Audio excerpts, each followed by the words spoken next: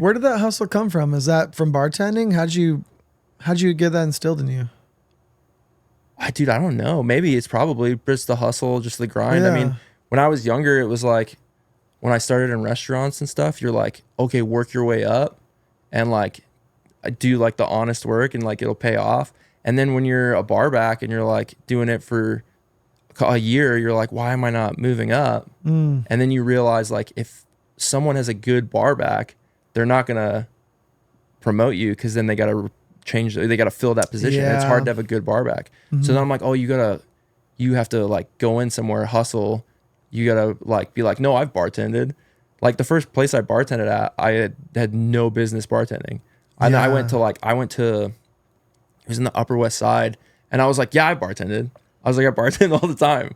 I don't know anything. I still don't know. I bartended for like all of my 20s. I don't know shit about bartending. Like I'm the worst bartender. Me and my wife talk about it all the time because I'm just good with like maybe a hustle or talking to people. Right. Like people would come in and be like, I want a fucking like a paper plane or Vesper or like a fucking whatever drink, and I'd be like, dang dude, that's like really sick, but like a beer is way sicker, and like just like make jokes and like shoot the shit, and then eventually they're drinking a beer and they write a review and they're like, this guy rules, and it's like they didn't even get what they wanted because like I don't know how to make it, but I'm just like nice. Yeah. So I mean, I feel like it might come from bartending. It might just be like Sounds like it. That confidence helps. It might have been how I was raised. It might have been a lot of it. I think is my homies. I think it was the people I watched, how they were kind of grinding and how they did shit, and a lot of advice too from like other tatters. Like I said, I try to like listen a lot more than I talk, especially because I'm so new. What about like all the merch stuff? Was that out the gate when you started tattooing? Like, how'd that even come about? I was just watching baseball, and I was like, I can't remember when I got an iPad, but I was just like trying to figure out how to use it because I forever was just like using paper. And then I was like, everyone's using an iPad. It just seems easier.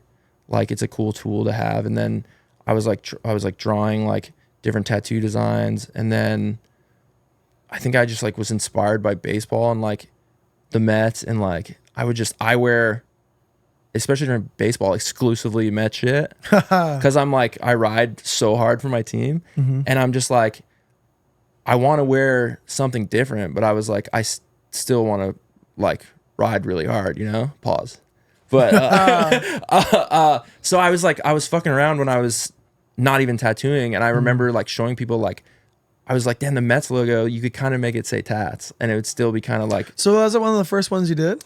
It was the first one I did, yeah. Oh, wow. Well, because it's on everything. It's on like, Yeah. it's on still business cards that I have, like Okay. the hats I'm making. Because I'll switch it up and I'll do like different colorways because not a lot of people watch baseball, or not a lot of people aren't Mets fans. And people started being, the first one I did was a Piazza era, like black with the like blue and orange and like black and white. It was like on a dad hat too. And it was like with the girl I'm still using now who does all my shit. And I was like, is this possible? And she's like, yeah. And then I was like, what kind of hat do you want to use? I was like, I don't know. And I was like, how do you ship hats? And I was like, I feel like it's expensive. So I just rolled into a post office and was like, what's the easiest way to ship shit? And they're like, oh, we have these bags. And I was like, oh, I can put a dad hat in there. So we rolled with that. I made them.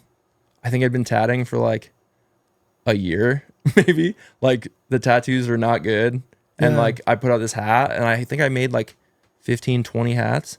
And the first day, I think it was like in a couple hours, they were gone. Oh, shit. And it's like, it's not for anyone who's ever sold like merch or shit. It's like 20 is not a lot of hats, but it's kind of a lot of hats. Like, But you're sell. also like referencing like things that have already been marketed. Like the good is already baked into it. Like, you know what I mean? Yeah. Good reference material. Well, also too, it's like even now, the majority of a lot of those sales, they're going to New York all the time. And like the ones when I make, like I did like the Snoopy one, like a Hot Stuff one, it has the same font, but like you take out the colors and you just add other stuff. And people like Snoopy, they like Hot Stuff. I did that Jonesy Cross one, like that. Those will go all over the place. But I do make most of the like profits or whatever. I mean, there's not a lot of profit, but I sell most of the hats to New York. Like it goes there mostly because it's like a Mets thing. That's interesting. Yeah, I mean, it makes sense, but it's sick. The sickest thing ever is like, I mean, baseball starts, or the Mets start like the 26th, so it's like a couple days. And I'm hyped for it because every time there's always people at Citi Field, and they'll either send me a picture of them in a hat, or That's cool. Yeah, or they'll see somebody. Dude, when I did the old Calcutta hat, someone sent me a picture of, they were on a plane. And they were like, dude, and they zoomed in, and there was a guy wearing, you could see because it has the Tats logo on the side and it says Old Calcutta on the front. And I was like, do you know that person? They're like, no, I just got on the plane. That's cool. And I feel like the community it builds is double because like obviously the Met stuff, but then also like you probably made buddies in tattooing through the merch stuff too. I assume so. Yeah, I mean, because like, I don't know. I guess in New York, depending on where you were, if you're around some of my buddies like who are big Mets fans, you'll talk about it. But like not a lot of tattoo shops I remember when I was younger talking about baseball. Right. But like now, like my boss who wasn't initially into baseball, Kit Kaufman, he's like gone full hog, just like he's like loves baseball.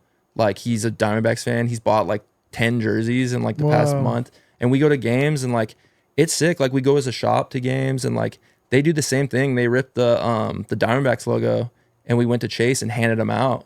Because I was like, I don't want to like it's not like my hustle, right? I'm like, I want that's cool. Yeah, I want us all to win and do stuff. But it's pretty cool. Like, and I mean, it's opened a lot of cool doors for me where people are like, they're like today at the store, they're like, if you want to put some in here, it's like, that's cool. It's a sweet opportunity. It's like, I don't know if nothing could come of it and it doesn't bother me, but it's cool. Sometimes I get bummed because people are just like, oh, you're the hat guy. And I'm like, yeah, but it'd be cool if you were like, oh, you're the tattoo guy. Because but it's always something, you know.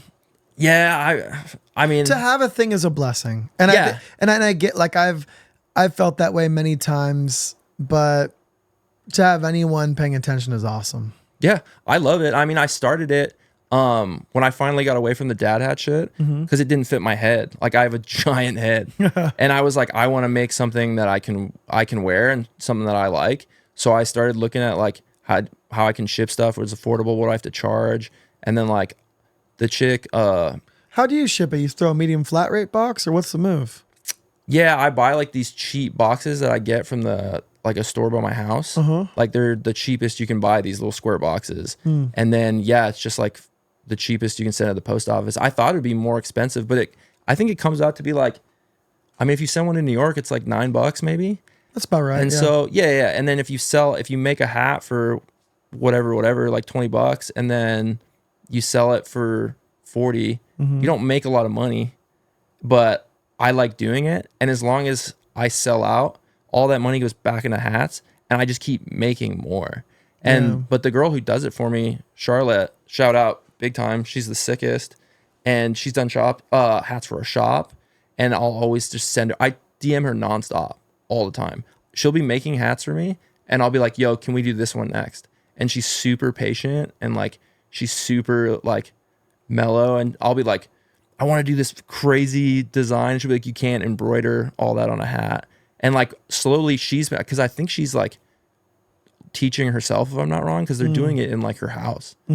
And we're kind of learning together. That's cool. Yeah, how'd you find Charlotte the Hat Connect? What's it called? Her Instagram's the Stitch Slinger, I think. That's a good Pretty name. sure. Dude, she's so sick. Her husband, I think he has like a brand. He's like maybe a graphic designer. I might be wrong, but they've been very cool to me. But I met him when I was apprenticing.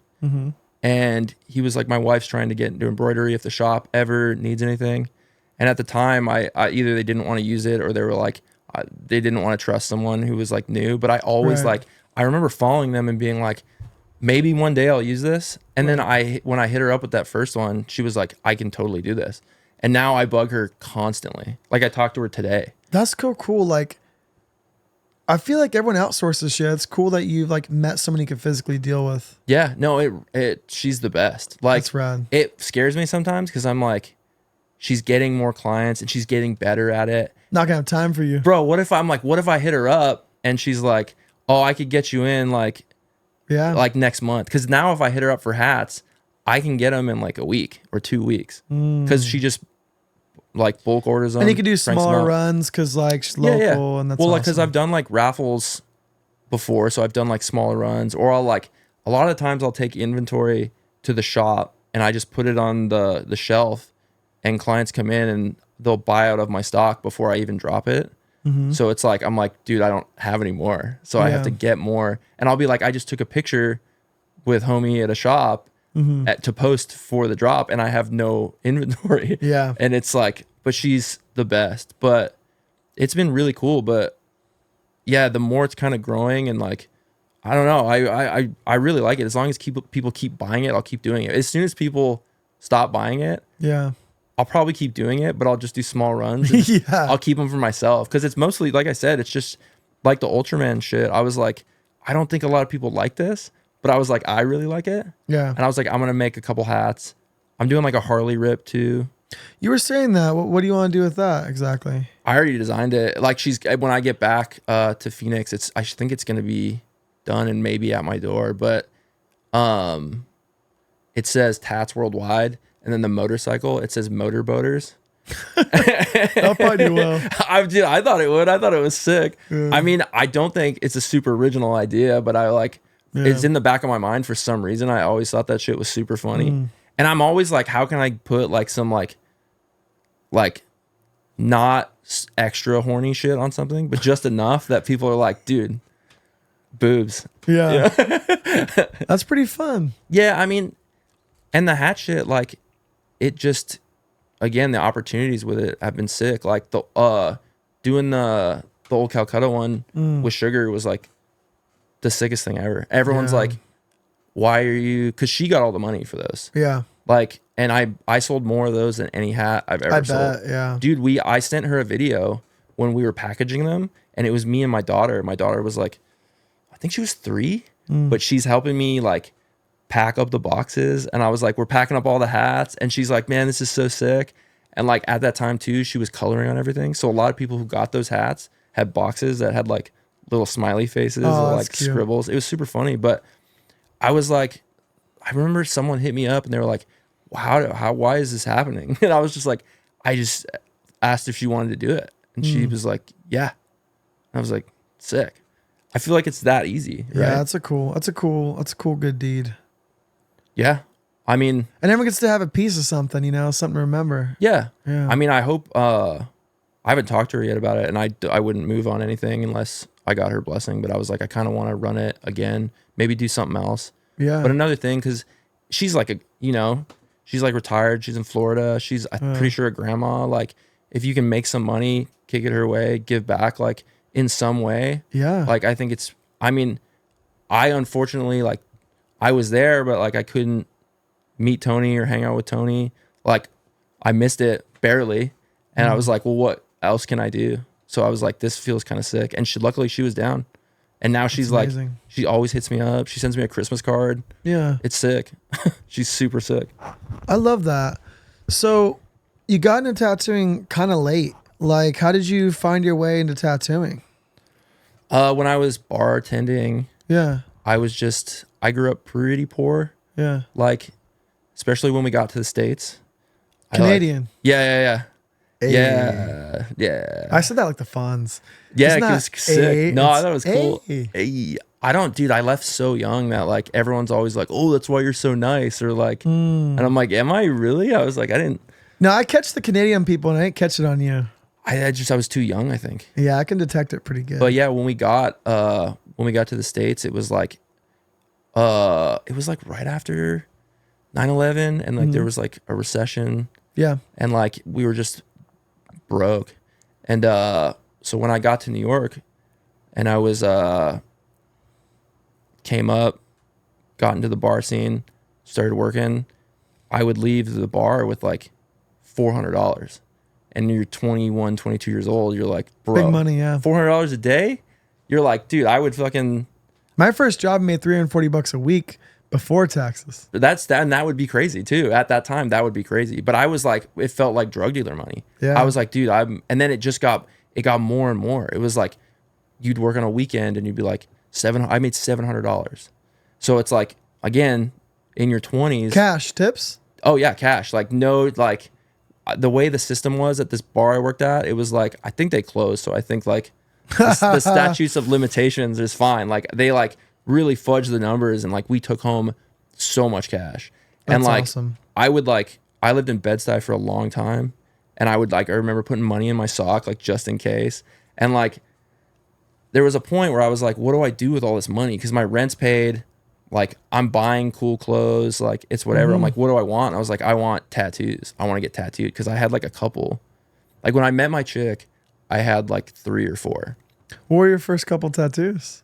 Like I was really into like religious black and gray, like Yeah. like or like just stuff I saw in like movies, like That makes sense. yeah. And I got like Bible verses and like Jesus piece, and then I started getting like just other black and gray stuff. It was really, I was just like, that's what I thought it was.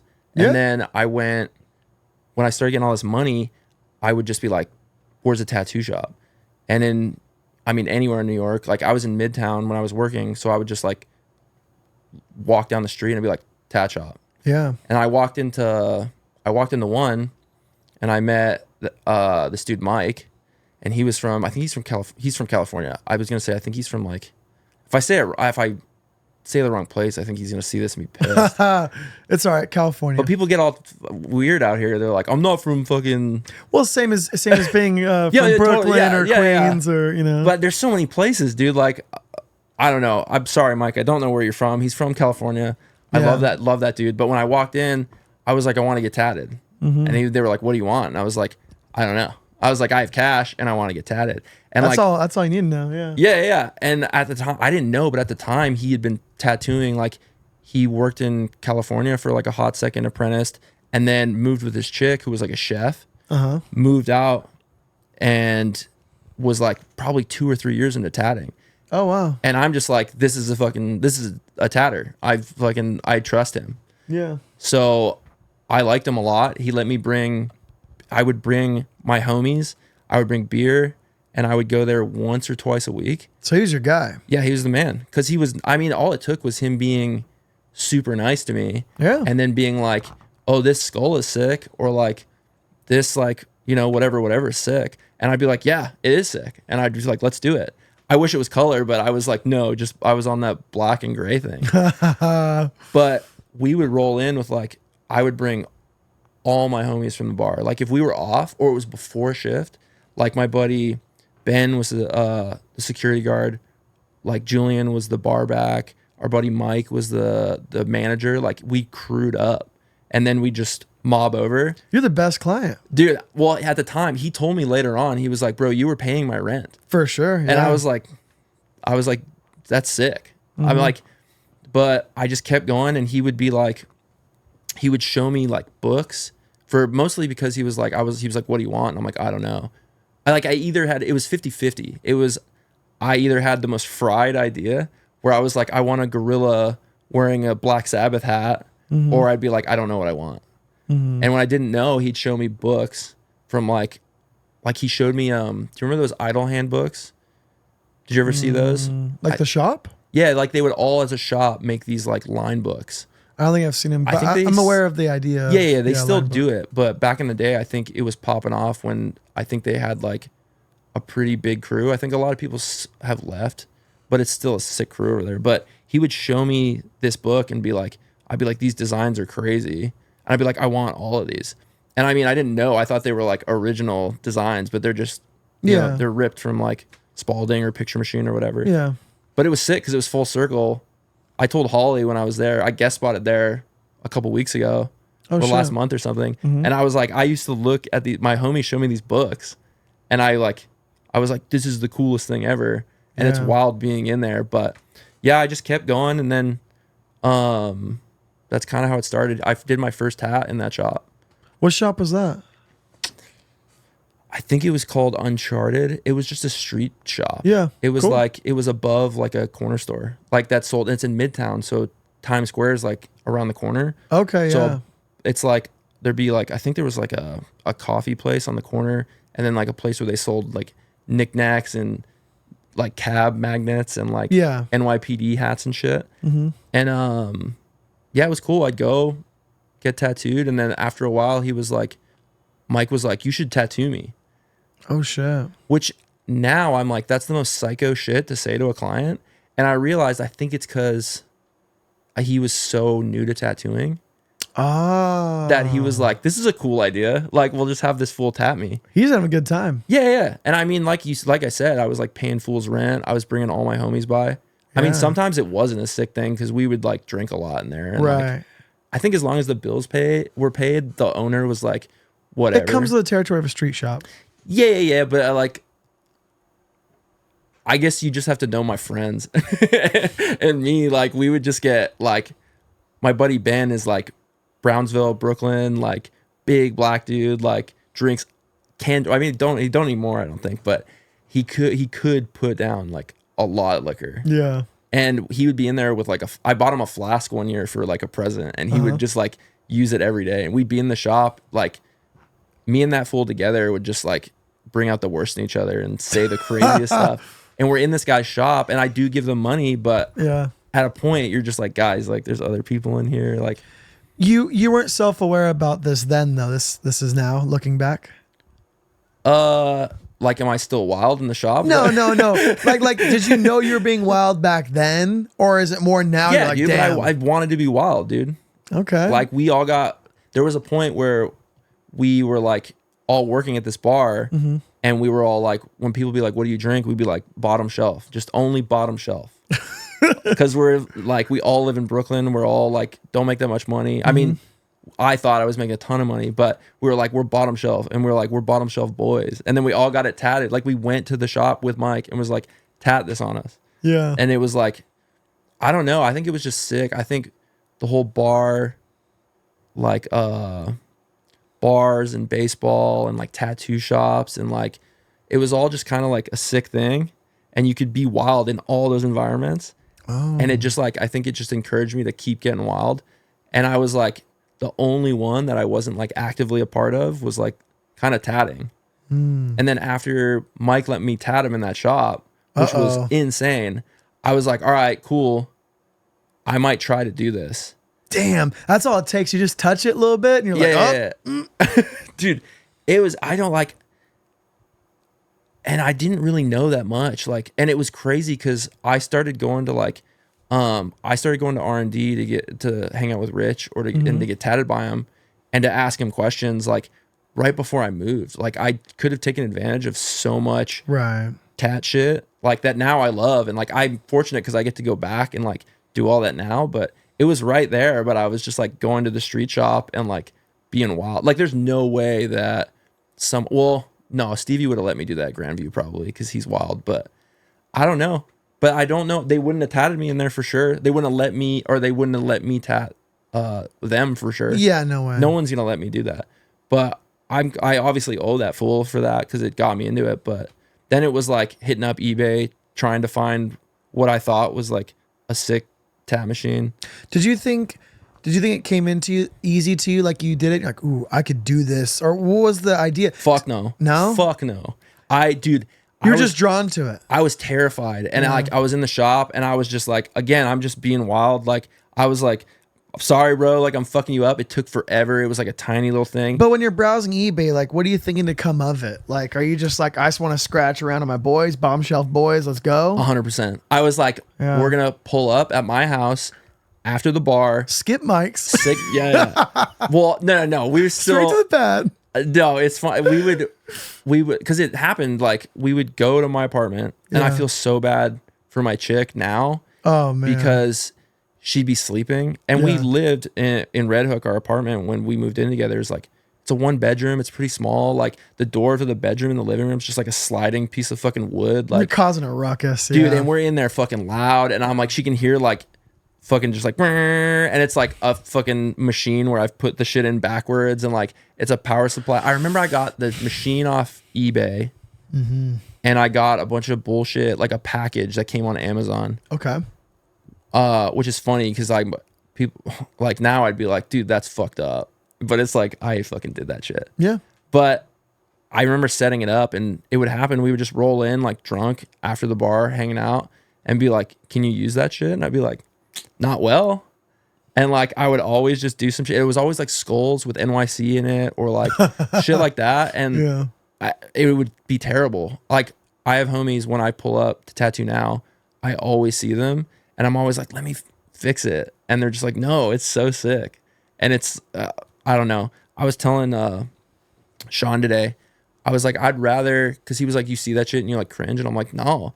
Looking at tattoos that I did in New York where I didn't know what I was doing that are shitty is like fine. It's the tattoos I fucking see where I should have known better, and it's fucked where I'm just like, like damn. Yeah, that's true. That makes sense. Like you look back and you're like, well, looks like he got it done in a bedroom by me. Yeah, but it was like in a shop. Yeah. So it's like, damn, I should have. I mean, but I'm so new at this point. Like, I still have a lot of tattoos fresh in my mind, and I'll still see some shit. Like, it takes some time. You do have to do it for a few more years to really see stuff later. That's when you really like, because right now it's just this crazy experiment that you're not seeing results in. Yeah, you're just running this experiment ineffectively, trying different needles, different ink, different pigment, different machines. I like this. Oh, this shit sucks because it felt a little weird that day. And you don't really know until some time from now when you get to see it. And you're like, and by then you don't even remember what you used. So it's the work. It takes forever to figure this thing out. Yeah. Dude, it's a trip. Yeah. I mean, like watching you pull out all that stuff, or like doing shit today where it's like, I do it with my boss too, where I'm just like, it must be wild to be tatting for 10, 15, 20 years. Like, I'm like, what's that going to feel like? If I get to that point, I'm just like, it's just weird to me. Cause like, it's so new. And it like, starts to feel easier and comfortable, and be careful of that feeling. Yeah. That complacency is not good for creativity. So it's like, you may think, if I just do this, then I would have made it. But then the problem is you make it, and then you've made it, and it's like you kind of need to keep chasing it a little bit. So don't be afraid to change your shit up if you got to keep it fresh. Oh yeah, I keep doing stuff. I mean, as soon as I get back my first appointment, I'm going to use all that stuff you gave me, because I'm like, it's just, I'm at the point where it's just, again, try something, don't like it, do it again. The only problem that sucks is I hate change. I hate new shit. Like, I get that. Yeah. It's so rough, dude. Like, I would rather, it's stupid, and I acknowledge that I'm wrong, but I'm so hard-headed, and I'll be like doing something the hardest way possible because I like the result. And then someone will be like, you could do this and have a better result. And I'll keep doing that until eventually someone like breaks me. It's usually my boss. He'll like break me down, and then I'll be like, fine, I'll try fucking this shit. And I'll be like, oh, why wasn't I doing that this whole time? I'll be like, that tat I did the other day would have been so much better. Yeah, but also it's like, I don't know, just to kind of play devil's advocate, I think tattooers are very superstitious. Like, you could buy a new machine and you tattoo someone, and maybe like their skin's a little funky, and you kind of blame it on the machine, Yeah, sure. And then you're like, oh, this machine sucks, or that ink or that pigment or that whatever. I mean, you could have something fade on one person. Oh, is that ink? It's just that every time you make a tattoo, again, in this experiment, so many variables, they're all different every single time we do this. Right. That you're not going to really like learn until you use the same thing for a while. Yeah, I don't think I ever have. I don't think I ever will blame like a tool. Yeah. Because I'm just like deep in like self-hate. Like, when it comes to like the shit I do, like I'll always blame myself. And it's crazy too. Like, if there's any kind of weird beef coming from somebody my way, it's like, I'm never going to acknowledge it or worry about it, because I'm already hating on myself so much. Yeah. And I'm like, I always tell my chick and like other people, I'm like, I'm not beating myself up. I'm just like trying to make myself better. And I've definitely gotten like chilled out a little bit more. But when it comes to tatting, for sure, and like the merch stuff, or like being a husband or being a dad, I'm always like, I gotta like do better at all the time. And I don't know if that's gonna like be the reason I like die young or something, but it's like, I don't know how else to be. It's just always how like it's been like how I do shit like forever. Like, when I played Little League as a kid, it was like you have to like just do the best you can, and you have to like, you can't hype yourself up too much. You got to like keep yourself like at bay. Like don't let the ego like crush like what could be kind of thing. Bro, when I was a kid, this kind of is relevant to what we're talking about. No, but run like, it, run it. No. So when I was a kid, when I was in Little League, I wanted to be a pitcher like so bad. Like I was always in the outfield or like being a catcher or like I liked first base and I wanted to be a pitcher. And I would go out into my backyard and I draw with paint. My mom was pissed because I drew with paint like a target, and I would distance out what I thought was like from the mound, and I would just like hurl balls at it over and over. And the neighbors come and be like, "The fuck is this kid doing?" Because it's just like thwack, thwack, thwack. And then what I remember, this could be cap. I'm pretty sure this is how it went though. The reason I couldn't pitch is because the coach's son wanted to pitch all the time. I don't think they're gonna see this, so I don't think they'll call me out for it. But so one day though, I think I went to my dad and I was like, "Bro, this guy won't let me pitch." And I'm pretty sure my dad was like, "Yo, can you let the kid just like let him pitch one time?" And like I remember going to that game. I was pretty young because we left Canada when I was pretty young, so it was like had to be like 9. What do you guys call baseball in Canada? I don't know. Baseball? Dude, it might be different. I don't know. I don't know anything about Canada. I'm only saying like that because it could be different. Bowling in Canada is different. What's it called? No, it's called bowling. Oh, but the balls are like softballs, but they're really hard. I was telling that walk-in the other day who was getting the bowling pin tattoo. Yeah. I was like, "Have you seen Canadian bowling?" That's really a thing. 100%. Swear to God. Okay. Look it up. I'll put money on it. But that's funny. Yeah, okay. Yeah. So I get to pitch. I remember because the coach was like, "You're starting off, you're pitching." And I was like, holy shit. Like I was freaked the fuck out. I forgot my hat that day. And my dad gave me the hat he had in his car. It was a fucking white Coca-Cola hat. So I'm on the mound wearing a fucking Coca-Cola hat. So I've already blown it. Like I look like an idiot. But I was like, I'm going to do everything I fucking can to crush this. So the coach has to make me pitch all the time. So I'm getting ready. I'm warming up. And coach comes out and he's like, "Looks good. Do what you're doing. You'll be fine." And he goes, "Oh, don't hit the girl." And I was like, "What the fuck?" And the other team, I didn't know this, but in our like league that we had, there was one team that had a girl. And it was like, at the time, it's like, whoa, that's crazy. But nobody gave a shit. But it was like, if you're pitching, don't hit the girl because that's going to be fucked up. So I was like, all right, don't hit the girl. And she's third to bat. So I know I'm facing her. So first guy comes up. Fucking dude, it was 3 pitches, 3 strikes, you're fucking out. And I'm like, sick. It was like being in the backyard, dude. I was like, fucking, everyone's like, dude, Keegan can fucking pitch. Second kid comes up, he's like a big kid, I remember, and everyone's like, this dude's gonna work Keegan, he's gonna get a fucking homer off this kid. 3 fucking throws, 3 strikes, kid's down. And then I'm like, I have zero disrespect, I apologize, but in my head, I'm like, I have to strike out the girl. I was like, bro, I'm going to be the pitcher forever. I was like, no way anything's going to come of this. I'm going to fucking destroy this chick. So she comes up. I put my fucking Coca-Cola hat on backwards. Fuck yeah. Dude, fucking, I was ready, dude. I was like, it's over. I was like, I'm a pitcher. I was like, I'm going to the league. I'm going to be huge. About to get smoked. First pitch, dude, fucking as hard as I could throw, smacks her in the side of the head. No fucking way. Yeah. Coach runs out. He's like, get the fuck off the mound. Like the girl's crying. Like it became like what felt like to me like a major World Series game. And then I was like, oh shit, I'm just like a kid.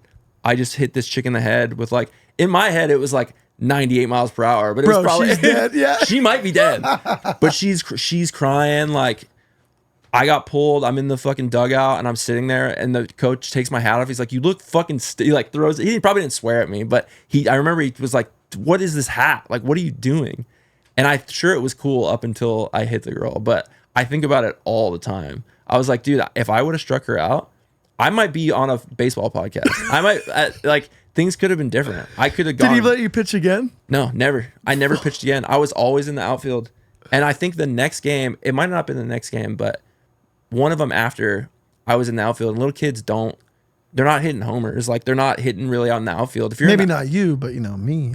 Dude, did you hit fucking homers? Did you play Little League? No. You might have. You could do Little League now and crush them, dude. I would fuck up little kids now, dude. Yeah. I'd hit them on purpose. But like, I remember being in the outfield, and when you're in the outfield as a little kid, you're picking grass, you're fucking picking your nose, you're doing anything but baseball. And I remember just like that sound where it's like, and it just like, you saw the ball coming right for me. And my dad was like, he's like, Keegan, get up. He's like, put the glove up. And I'm just like fumbling with my glove. I put it up and I'm trying to see where the fucking ball is. And then I move the glove and it hits me in the face. Damn. And the coach was like, that's for hitting that girl. And I was like, bro, I don't know if I played baseball after that season. Really? I don't think I did. I think I was pretty bummed. Damn. That's also one of the first times I remember me and my dad talk about it all the time, because I was lying there crying because I got hit in the face with a baseball. I'm a little kid. And he came out and grabbed me by my arm and lifted me up. And he's like, stop crying. You don't cry. You don't cry. And I was just like, oh, and like, man. I was like, my dad's a sweet man. And like, but it was the first time, like, I was like, it was a different time. Obviously it's like the 90s or whatever. Yeah. So it was like, he's just trying to raise like, a young man. And he's like, don't fucking cry. And like, do you think when you look back, when you hit that girl in the face, clip that do you think that like you were pitching good and she was just ducking weird, or do you think that the thing he told you not to, you just did, or like why did he even say that? Like, where'd that come from? What did he say? What? Don't hit the girl? Or yeah. Because you don't want to, dude. It was the girl. It was the one girl. I know, but how likely did that happen often? Just balls. Well, it's little kids. Like, I think you're like a step above. Like, in those leagues, it's like you have t-ball where you just smack it off the fucking thing. Yeah. And then you have the pitching machine, and then you go to actual kids pitching. It's like you're leveling up. But little kids, you don't have control. And my thing was like in the backyard, I'm just whipping that ball as hard as I can. And like when I'm pitching, you're not aiming. You're just like, I remember just like being like, I'm just going to whip it as hard as I fucking can. And it just first pitch hit that girl. I don't have a lot of like vivid memories from my childhood, but that's one where I know exactly, if I saw her in the street, I would know exactly who it was. I'd be like, I hit you in the head with a. Well, she'd look over and you see her eye patch and it'd be obvious. Yeah, she's got brain damage now. Like, it's easy to pick out the girl in the crowd with the helmet on, Yeah. But it's cool now because, like, I don't know. I hope my kid, if she doesn't want to play baseball, she probably won't because she's into like princesses. You better not fucking pitch for her. It'd be sick if she pitched and hit a boy or something. That'd be sick. But I mean, it's cool because, like, I don't know. I'm trying to get find a little league or like some kind of summer league or something where I can sponsor it and give them like Tats uniforms or something. That'd be fun, bro. It'd be insane. It'd be so cool. Some way where I can bring it back, like Tats the league. I don't know if it'd be a league, but if I can sponsor a team, because like I know that you could get like someone to be like, I'll give you guys free hats, like for your team, or free, and you just have to put like, it could still be, the Pirates or whatever you want to call it. Just put the Tat shit on the side. No, that shit happens. We get phone calls all the time for things like that. I always thought it was weird though. I actually had an old high school friend. Well, actually one of my oldest friends, Steve Serrato, shout out. He works for the health department now, but he hit me up asking if I want to sponsor my high school football teams, like some Unite and Win stuff. I'm like, I felt weird about it though. I told him, I was like, they're not allowed to get tattooed. Like, it just seems like true. Oh, maybe that's a bad idea. That's why I didn't do it. Damn, you fucking just dunked all over me, dude. I look stupid. I look stupid as shit right now. Damn, you're right. You do an adult kickball league. I would still want it to be baseball. I might do like a beer league. That would be cool. That makes sense. But like, oh, damn, you're right. Damn, I look fucking like a dude. That's going to be in like the Epstein file. That's so fucked up. Damn, cut that. That's how I thought about it. Yeah. No, it'd still be kind of cool. I mean, maybe if my kid played for it or something, I don't know. I'd figure it out. We'll get there. I got shit to do, but we'll figure it out. But I mean, I bet you there's like window tint or like random local businesses sponsoring it, and the kids aren't getting no window tint. So I mean, yeah, they do like or some law like some law service, and like the kid's gonna get a lawyer, Oh, true. Let's get here with I'll just avoid baseball that or shit something. altogether. Yeah. I was. Have you heard about Tattoo Gate? I refresh my memory. Okay, it has nothing to do with tattooing. So if you don't know about it, it's like you'd think you would because it's called Tattoo Gate. But I was watching. Have you ever watched it? It Is What It Is. I don't think so. It's Cameron and Mace, the rappers. I heard you talking about this podcast today. You said they were talking about sports or something like that. Yeah. It's so funny, and I watch it mostly for them because they're hilarious. But they talk about sports and shit. But they were talking about. I was listening to one on the drive over here where they're talking about Ohio State football team, the college, and now these kids make $4 million to play football or whatever. Wait, don't they like not pay college football? They do now. They used to not. When did this change? This is recently, like in the last couple of years. Well, yeah, but this is what this is about, which is crazy. So, but they were talking about because now just to tour a campus, they'll charge them like 40 grand. Like these dudes are making real money, which is good because they used to make no money. They're fucking athletes. They need to be getting paid. Yeah. Well, they sell merch off with these dudes' names on it. So Tattoo Gate, they called these fools the Tattooed Five, all right? Because these players for Ohio State, they found a tat shop and this guy is a big fan. He loves them. And he's like, I'll trade you tattoos for jerseys, like memorabilia, whatever. Okay, yeah. And so they're like, dude, that's sick. So they bring in game-worn jerseys or whatever they brought, and they get tattooed because, like, for whatever reason, athletes dude's a fan, yeah. But athletes like tattoos, right? Of course. So they get them, and then they all get in fucking insane amount of trouble. Because this is back when they didn't. They weren't allowed to do this, right? Paid. Okay, yeah. So anything they're doing, but they're all like in their head, they're like, we're trading some shit that's basically ours or whatever for tats. And then I guess the coach knew about it, and he was like, yeah, whatever, I don't fucking care. Right. And then the coach has to resign. These kids get like suspended for a fuck ton of games. And there was like a big deal. And I was like, I think they started investigating the tattooer to see if he had like a criminal. I don't know who it was, but I think he had like they were like trying to see if he had a criminal background. But it was this insane thing where they just traded jerseys for tattoos. And now kids are making 40 grand just to show up to like maybe be on the team. Do you think that those jerseys he got are worth money now because he got some early on before the people could get this shit? Like, oh, big time. A better question is, do you think those tats were any good? They're probably like, I'm a stereotype here. They were probably like just arms full of like clouds and hell shit. Yeah. Then they were good. They were sick. Super sick. I love that shit. Smoked out sleeve. Dude, I have some of that. It was funny because my buddy. No, when you said when you first got into getting tattooed, that's the first thing I thought. Dude, I don't know why. It was just cool. It's because it's on the athletes. Honestly, probably. There's a lot of baseball players, like football players, basketball players, but yeah, they have that. They have that shit. But it's honestly, I think it's sick. Like I've seen Ursula, who works in our shop, who's like one of the best tattooers ever. Because she's like Mexican and native, she gets a lot of people that come in and do that shit. And she did this one kid, she just did an arm. He's like, I just want clouds, like his whole arm. And that tattoo should suck. That's a crazy idea, but it was sick. It was so cool. That's cool. You never see that sleeve done well, but it totally can be. What is that? I mean, you would know better because you've been. Why are they like, dude, clouds? I think it's a fast way. It's filler. Yeah. It's a fast way to get filled up. Right. Like it was, boys would get that and girls would get leopard print when I first started tattooing. Sick.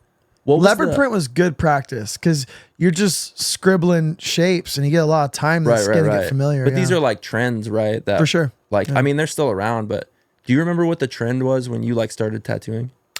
I remember I had this client, Jessica. I still see, I tattooed her maybe 3 or 4 years ago. It's been a minute. But she got a tattoo with her best friend at the time. And she was like, I have this neat idea. I'm like, okay. And she's like, I want to get this. It's like a kind of figure eight, but it's sideways, horizontal. Yeah. It's like an infinity symbol. And it says sisters in it. And I want to get it with my best friend.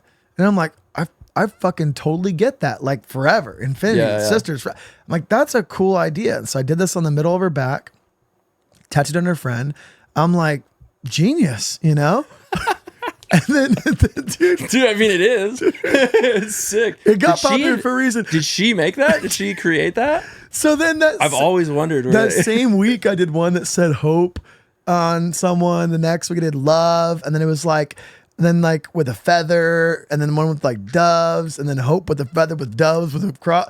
It started getting fucking pretty out of hand, and it started to quickly become like an insider meme within tattooing.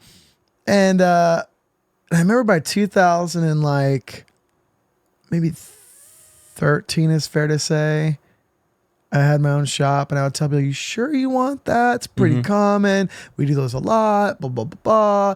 No, I love it. It's for me and my sister. I'm like, you related to Jessica, you know? And I would do them, and then I think they kind of started. Now they're not so much, but I remember when that one popped off, and it's for a good reason. It's a clever idea. It just got really popular, and then I don't know. That's sick. Stevie Wells at Grandview told me, he was like, when he started tattooing, it was stars on people's feet. Oh, really? And he was just like, dude, could you imagine you starting tattooing and it's just you have to do a bunch of stars on people's feet? I was like, before I started tattooing, a lot of the generation before me would get nautical stars on their elbows out here in the Inland Empire. Oh, that's crazy. Yeah, that's still fire though. Yeah, super super common tattoo out here. Yeah, I don't know. I think when I first started tattooing, I just did like, I knew I couldn't tattoo, but I was also like, I was very unaware, and that kept me. I feel like you have to have like a bit of an ego, be a bit disillusioned, and be a bit confident to continue to do this craft, because when you start, you're gonna suck, right? Mm-hmm.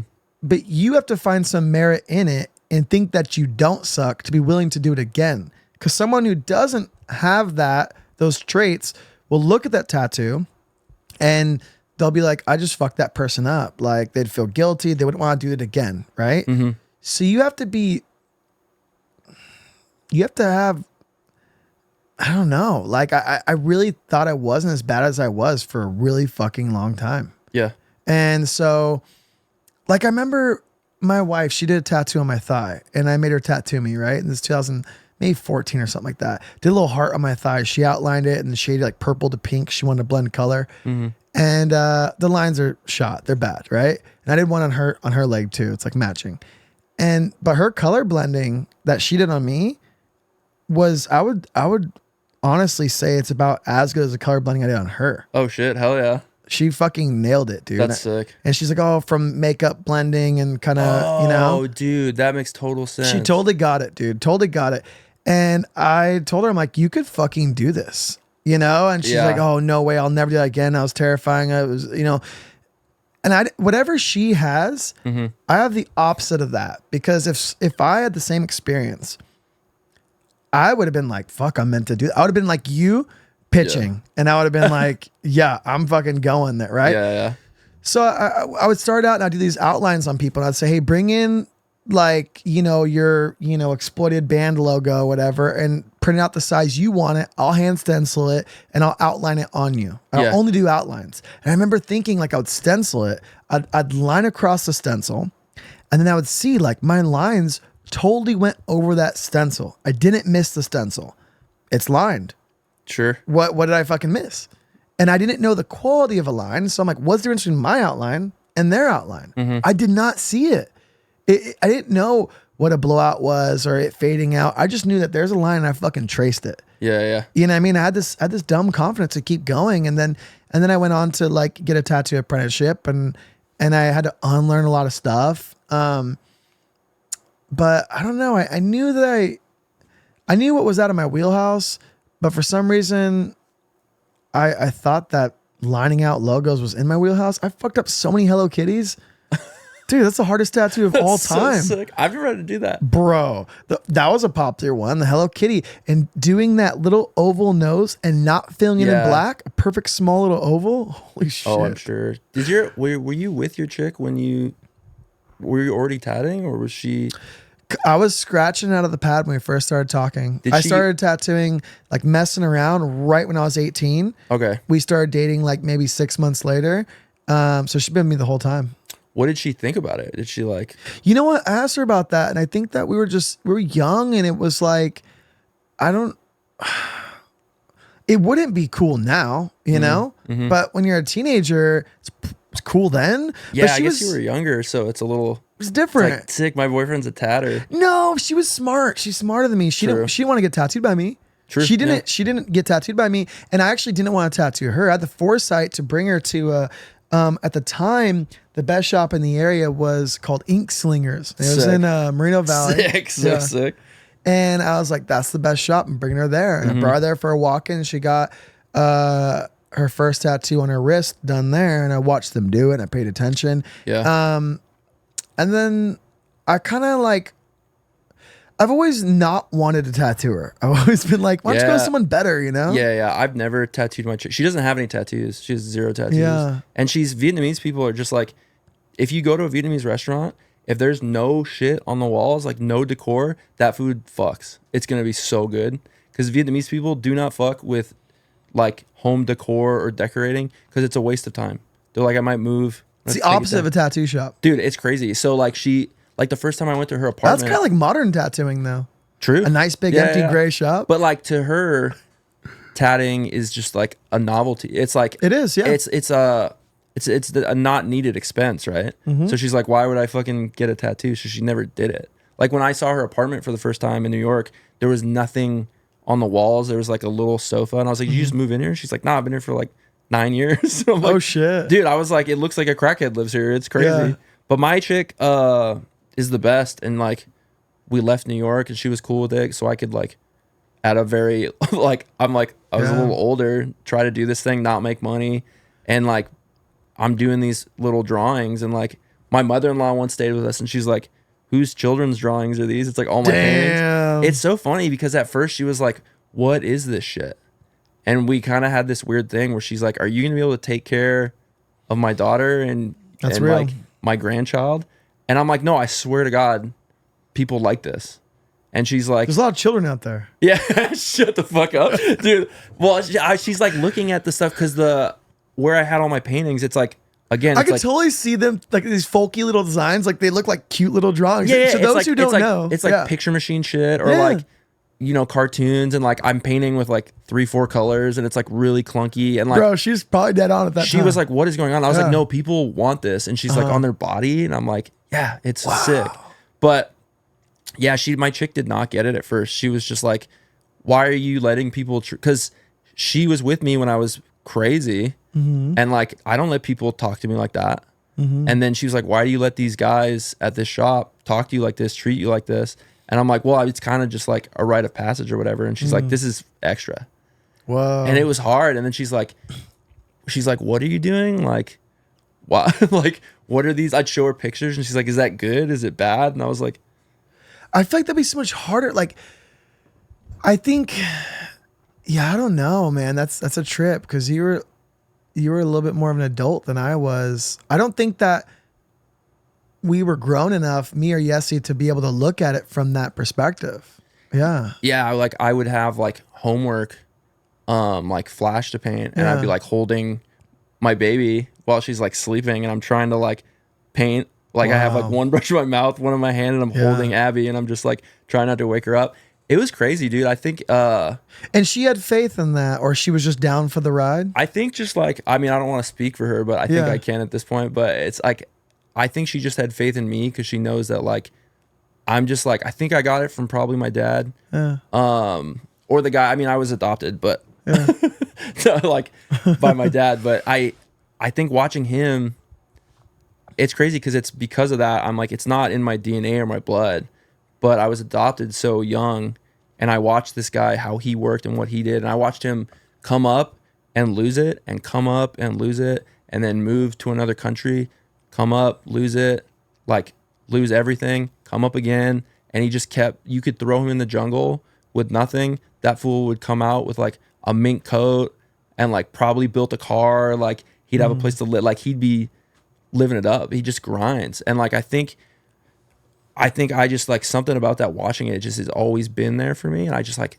I try to grind as hard as I can, even if it's for like the littlest thing, like the hats. Like I don't do it because it's making me money. I do it because like I think it's sick. And early on, people were like, Tats, like it was like saying like tat gun, or like Right. It was like not a lot of people. The dude Mike hit me up when I started doing it. He's like, dude, you can't do that. It's like super corny. Tatters are gonna think you're like a joke. And I was like, I kind of don't care. I was like, I think it's sick. I think if you have a good sense of humor, it's funny. And then people bought them and they keep buying them. So it's like, it's fun. what do you think's like the most? Because we talk about this at the shop all the time. It's like, what is like right now? Like we get in fights about it. We're like, what's the most iconic like tat design? Like the most important design in American traditional that's like being done for like tatters, for people getting tattooed. Like what's the biggest one right now? It's going to change from shop to shop. You think?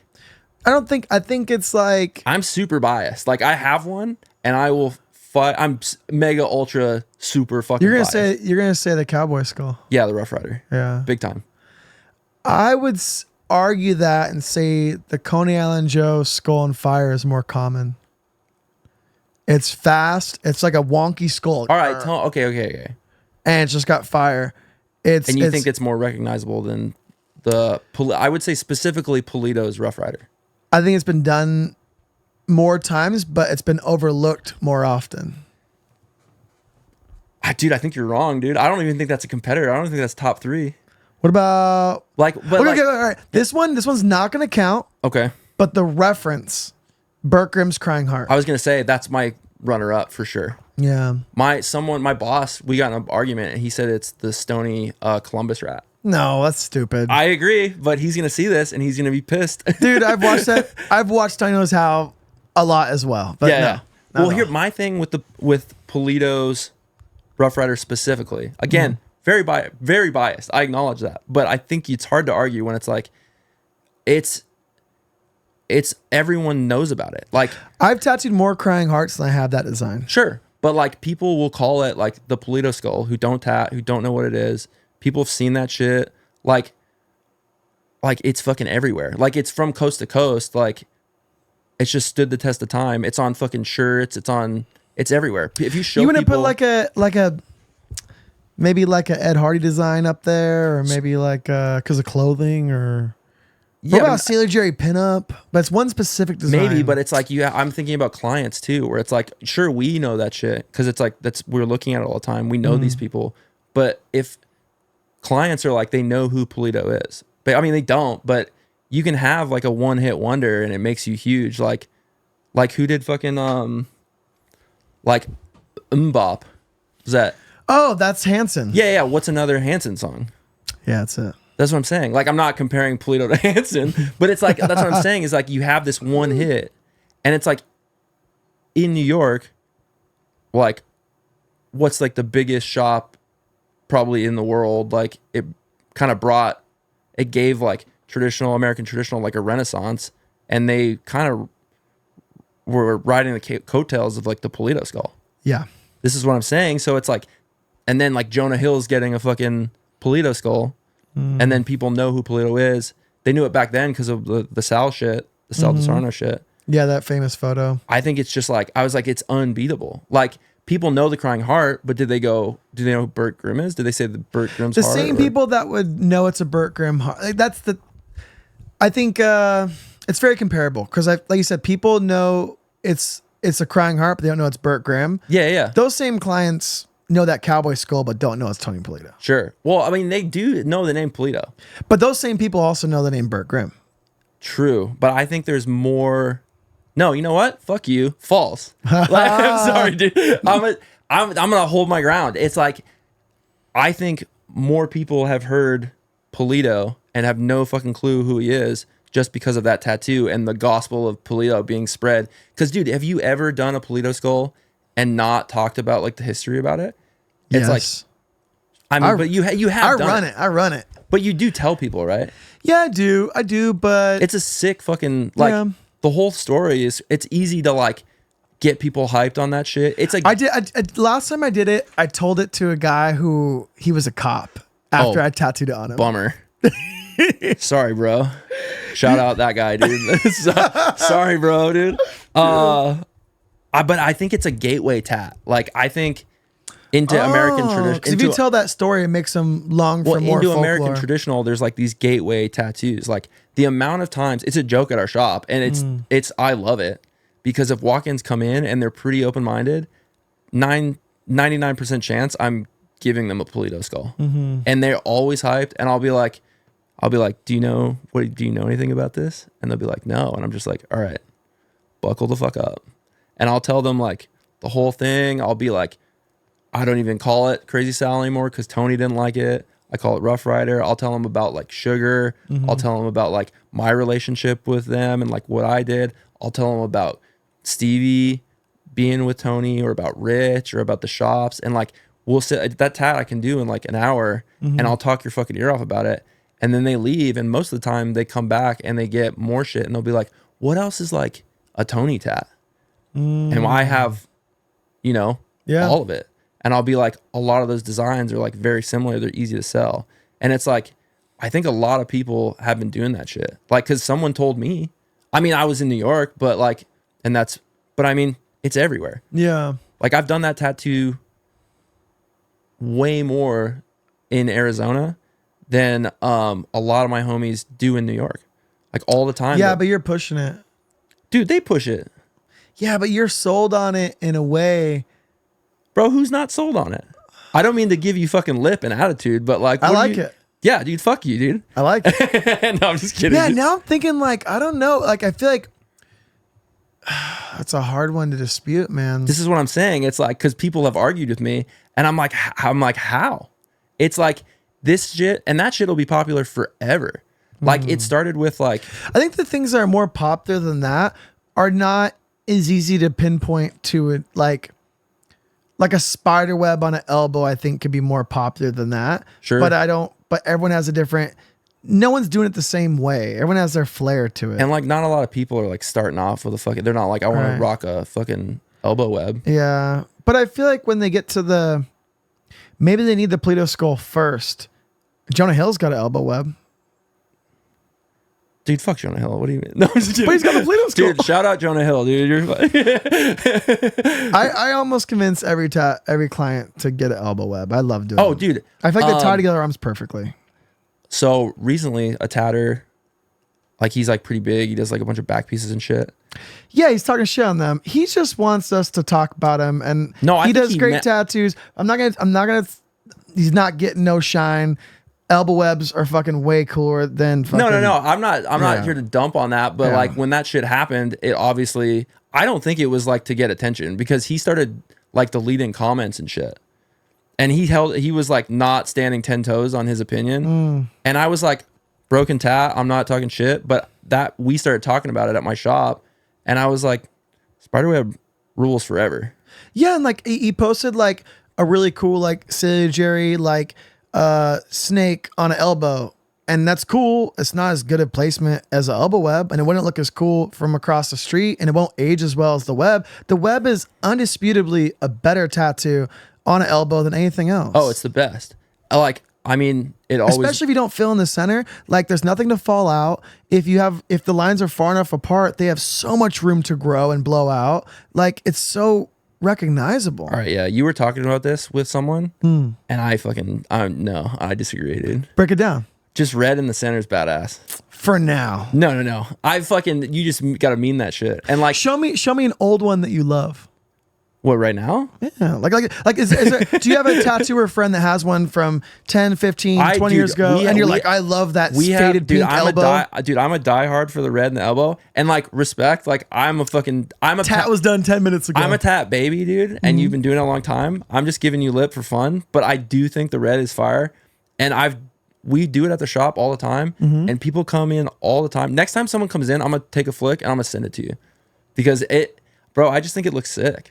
I like if they, I saw someone do an elbow, and they did like random bits of pattern that were color. And I thought that was kind of neat and kind of tasteful. Or I've done elbows where they don't want them to look as scared, throw some bugs in there and make those color, or whip some red in spots and stuff like that. But there's so much you can do, and it's so fun. And it's like, I don't know. I think saying like, quote unquote, like, fuck spiderwebs, they're boring, is like, that's just corny. That's just some Instagram comment on my shit stuff. That's just a bummer, dude. But I was like, I don't believe in it. I think he's just saying that. You think? So we talk about it right now. Yes. It's clickbait. It's like I don't know. I think he was like, fuck, I fucked up. Because it's just a bad take. Like, and again, I don't hate on the dude. But I think that it's a unique take that would get a lot of people Right. I talked to him about having him on the podcast. I should have him on the podcast and like immediately go into that subject. Yeah. FaceTime me, dude. I'll be like, what's up, fool? Yeah. No, shout out that guy, dude. Yeah. I don't even know his name. Web's on the elbow is better. Web is the greatest thing fucking ever. It's so tight. Yeah. Okay. Man, you know, I don't know that I have a more iconic traditional tattoo design. This is what I'm saying. I think it's hard. I'm gonna think on it. But if you have to think on it, then that means that you know that it's probably not. It should just like pop in your head. And again, I'm very biased, and there are things that I do love, but they're not as common. We're talking about most common, greatest hits of tattooing. I think that version of the skull, Tony's skull, is like that was my trend when I got into tatting. Yeah. Stevie's was stars, yours was like infinity shit. Like mine was like Polito was popping off again, like the skull. Damn, that's tight. Dude, it's the best thing ever. Like, I mean, tatting was slow, but like one of my first tattoos was a Polito skull, and I fucked it up so bad, and it bummed me out. But it still looks cool because it's just a skull, so it's fine. Yeah. It was sick. I just wanted it to be perfect, and I mean, because I was like, when will I get to do this again? And like, I do one. There was a day where I think I did 3 in a day. It was like first appointment, second appointment. I've been that way with like webs and crying hearts. I've done a lot of those. Yeah, I think, weren't you doing that crying heart like a lot? A lot. I think that's a close one, dude. Like, it's a close runner up. I just think that's the one. Either I've probably done webs more because most people I do webs on, I do them on both arms. You know, they're not getting 2 crying hearts. Yeah. I've probably done webs the most, and then crying hearts second most. But I also have similar, like, I reuse a lot of like, not images, but like ideas in the same placements. Like I always throw animal heads on inner biceps because they look good, warped, distorted, fat, stretched, flexed. I don't throw like pretty lady heads on inner biceps. You know, I always throw webs on elbows. I always there's certain things I always try to like hit these same notes on sleeves, I guess. Yeah. You know, I just think I mean, again, just to be very self-aware, it's like I'm super biased, but the red one you're gonna change your mind on. No, that shit's fire. It's so sick, dude. I just like the opening is sometimes I'm just like bums me out. I'm just like, what can I do here? And like I've tried. That's just because you're excited. You want to keep tattooing. No, I get it, but it's like I've tried the different colors, different places, like bugs and shit. Like I'm like I want it to be like just enough black around, and then fucking red. Like I don't know why. I'm open, dude. If any day when it happens, I'll fucking let you know. But I like it might happen, it might not. Maybe I'll fucking do a different color. I don't know. I doubt it, but but dude, that Polito skull, like that shit, dudes hit me up all the time. Like my buddy Killian. What's an alternate on an elbow when your client says, "I don't want to get a web, I'm scared," right? And they say, "And I don't want a rose." Okay. If you can't do a rose or booty ass sunflower, no flowers, no webs, what's your next go to for an elbow? And they don't have an idea. I have to do it. I mean, I think on a knee you can do a skull and it's pretty sick. Yeah, well, a skull looks good wonky. Yeah, but like an elbow, it kind of depends on the elbow. Pointy, skinny person. Yeah. Oh, that sucks. I'd be like, web. Like, why don't you do it? Yeah. I mean, like, why don't you do a skull on your arm and then we'll figure it out later. I mean, I try to like, I don't want to fuck with people's elbow until it's like really kind of figured out. You like to draw them in as filler in between everything? Sometimes. I mean, I like a full round one, but like I just plan ahead. Like if they're coming to me, like I'm very aware of where I'm putting stuff because I don't want a tat that I do to go to a shop and people are like, who did that? And they're like, why would Keegan do this in this weird ass spot? Like I always try to be like really like aware of like the real estate I'm taking up. And like I want to be like, I want someone, if they don't come back to me, to like have a sick spot for someone else to put something. Yeah. I mostly just don't want to like, because I've seen it happen where like you'll be like, so and so did what? And you're like, why is it fucking halfway under the forearm? And you're like, Yeah. You're like, damn, that was kind of a weird move. Like maybe. But with our style, tattoos very seldomly ever wrap. We're always trying to lay them as flat as possible, anyways. Yeah. But dude, I mean, those designs, like people hit me up all the time. Like they'll be like, how do you like do this Polito scale so much? Like in New York. What's your like? So he has a hot take of elbows are boring on, or webs are boring on elbows. What's your controversial hot take in traditional tattooing? I don't know, like what a hot take would be considered. I think most things that I would say would be people like, yeah, like it's pretty generic. I think that, I mean, I kind of, maybe it's okay. The one thing that bugs me a lot is when people, they fucking, in my opinion, disrespect the shit I do when they like, it's funny when they abbreviate it, not tats, but being like, oh, I want a trad tattoo. And or people be like, what do you do? And they're like, do you trad tattoos? And I'll be like, no, I do American traditional tattoos. Oh, you don't like the abbreviation of it? I hate it. It bums me out. Like really? Bro, I don't like. That's no different than someone saying they don't like the abbreviation of tats. No. Tats is funny. So is trad. No, but it's. They're just trying to be cool. It's not about, if you wanted to make merch or something that says like, trad, dude, sick, whatever. But it's when you're like talking about it or telling people about it. It's like, I'm always like, I do American traditional tattoos.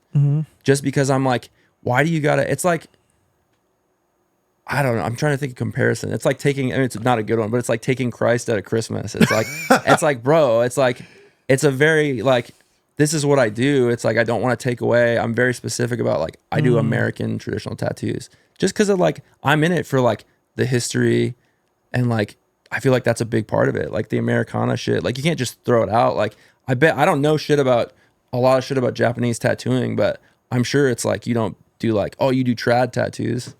They're probably like, they're probably like, I do Japanese traditional or something. That take sucks. You gotta give me a better one. What do you mean? You think that's not a hot take? No, it's just like, that's just like someone's like casual linguistics. But that's not, I don't know. There's weight behind it, dude. You think so? There's a ton of weight behind it. I think there's weight behind how you receive it, but the way that they spit it, they're not thinking much into it. It might be because of the people I was around, like my homies, the way I came up in tattooing. It's like respect for the history and the culture and the community was like a big thing. And like, it's sick when you have that, when you feel like you get respect back for giving it. It's sick. And I feel like it comes with acknowledging what it is, being like American traditional. You don't want to belittle it. Yeah, 100%. And when people are like trad, I think about, it doesn't have the same weight to it. I've never but fine, thought dude, about it's not this. a hot fucking take, dude. Not hot enough, dude. That's lukewarm. Let me I don't know. I don't have a lot of hot takes. I mean, I feel like that's like 15 seconds in the microwave. What's that? You put something in the microwave for like 15 seconds. It's not hot enough. You got to put it back in. Oh, dude, one time. That's like the hot pocket and still cold inside. Dude, one time, this fool in New York when I bartended, he used to bring us snacks all the time. I think we worked with a lot of women. I think he was just trying to like holler at them or something. But he would bring like cupcakes, cookies, and one time he bought a bunch of cookies from some bakery. And I don't cook. I don't do fucking shit. Especially then, it was takeout. It was whatever I get at a corner store, deli, whatever. And I was like sick of cookie, and someone goes, if you warm it up, it's way better. So I throw it in the microwave, and I'm like, how long do you microwave a cookie? And I'm like 2 minutes, and I go back to the bar, and then there's smoke coming out. That's a long ass time for a cookie. Well, I know that now, but like, dude, everyone's freaking out. They think something's burning. Like it smells like, and everyone's like, who did that? And I was like, I think it was the bar back, baking dude. that shit from scratch. I think it was the bar back, dude. Just fire that guy. Bro, in that case, 15 seconds for a cookie is the right amount of seconds. That sounds like it would be really good. 30 seconds is like, that shit's fucking steaming. What's a hot take, dude? I don't fucking know, dude. I like, dude, I just don't have any hot takes. I wish I did. I mean, I could say some shit I don't really believe just to fucking piss people off. Yeah. Like I. What about? Oh, I got. Wait. Ooh. Okay, I got one. I don't think it's a hot take, dude. Hit me. I think no more apprentices. for like a long time. I think every tattooer has said this. But this is what I'm saying. That's not a hot take, but it's like, and not because like I have a homie, he definitely wants to tattoo. And I feel for him. It's like once you get into it, like he's painting Flash. And you've been there and you're fuck. And I get it. And I love the dude. But like, I'm like, bro, it would be so irresponsible for someone to bring you into tattooing right now. I was like, you've seen how often it's like people are just sitting around. I don't get paid when I'm just painting Flash or when I'm like fucking around. Absolutely. And I was like, he's seen us complain about like so-and-so or whatever, this, that, and the third. And it's like, why do you want to be a part of the problem? Like people are just going to hate on you off rip. Like I'm still new. And I think I was getting some kind of hate because you're newer and it's kind of deserved. Cause like when you get into it, or at least from my perspective, I'm like, man, like you could be taking business away from like a lot of sick tattooers. Like in New York, dude, like I have tons of friends and they're slower. And like it breaks my heart because you're like, there's a lot of transplants there and there's a lot of native New Yorkers, a lot of like native tattoo shops that don't get any business. There's a lot of people that aren't hiring New Yorkers because the hot guy from fucking wherever flew in and now he's working at, the shop down the street. So it's like, I'm just like, bro, with respect, it's not because I'm like, fuck new tattooers. I'm a new tattooer. And I think if you love this shit, you'll find a way to do it, especially now.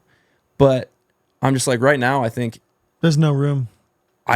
Someone did a post about it where they were like, it was pretty aggro and a little unhinged. But if they're like, making a post about it, yeah. Yeah, I was like, I acknowledge it and I respect it because he was like, there's no tattooing's full. And like, I was like, yeah. I was like, you could say it a little nicer. I say it like, dude, with respect, like, it's just irresponsible. It's like, I don't know. It's like, I think of my mother-in-law. It's like when they were trying to get out of Vietnam, during the war, they're like refugees. They're not like trying to have kids. Like you're terrified that might happen. And they're coming over here with like babies and shit. And it's just like, they're like, dude, this is irresponsible.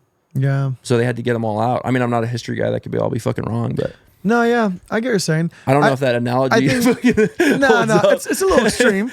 But yeah, no, I feel the same way. I think that if you're coming into tattooing right now, like you have to have something to bring to tattooing right now. You can't just like want, like I want this. And not even needing it is not enough. It needs to want or need you. If you don't have anything to bring to tattooing, then you're taking from tattooing. I think that I was very lucky that the shop back then in this area, and I'm sure everywhere, I don't know, I can only speak for what I know, bringing on an apprentice and making them work and figure it out was commonplace. Yeah. And they would last a couple months and they would quit and whatever. Cool. And then the ones that made it through loved it and they do anything to tattoo. And when they become a tattoo artist, it gets a little slow in December, they're not going to quit.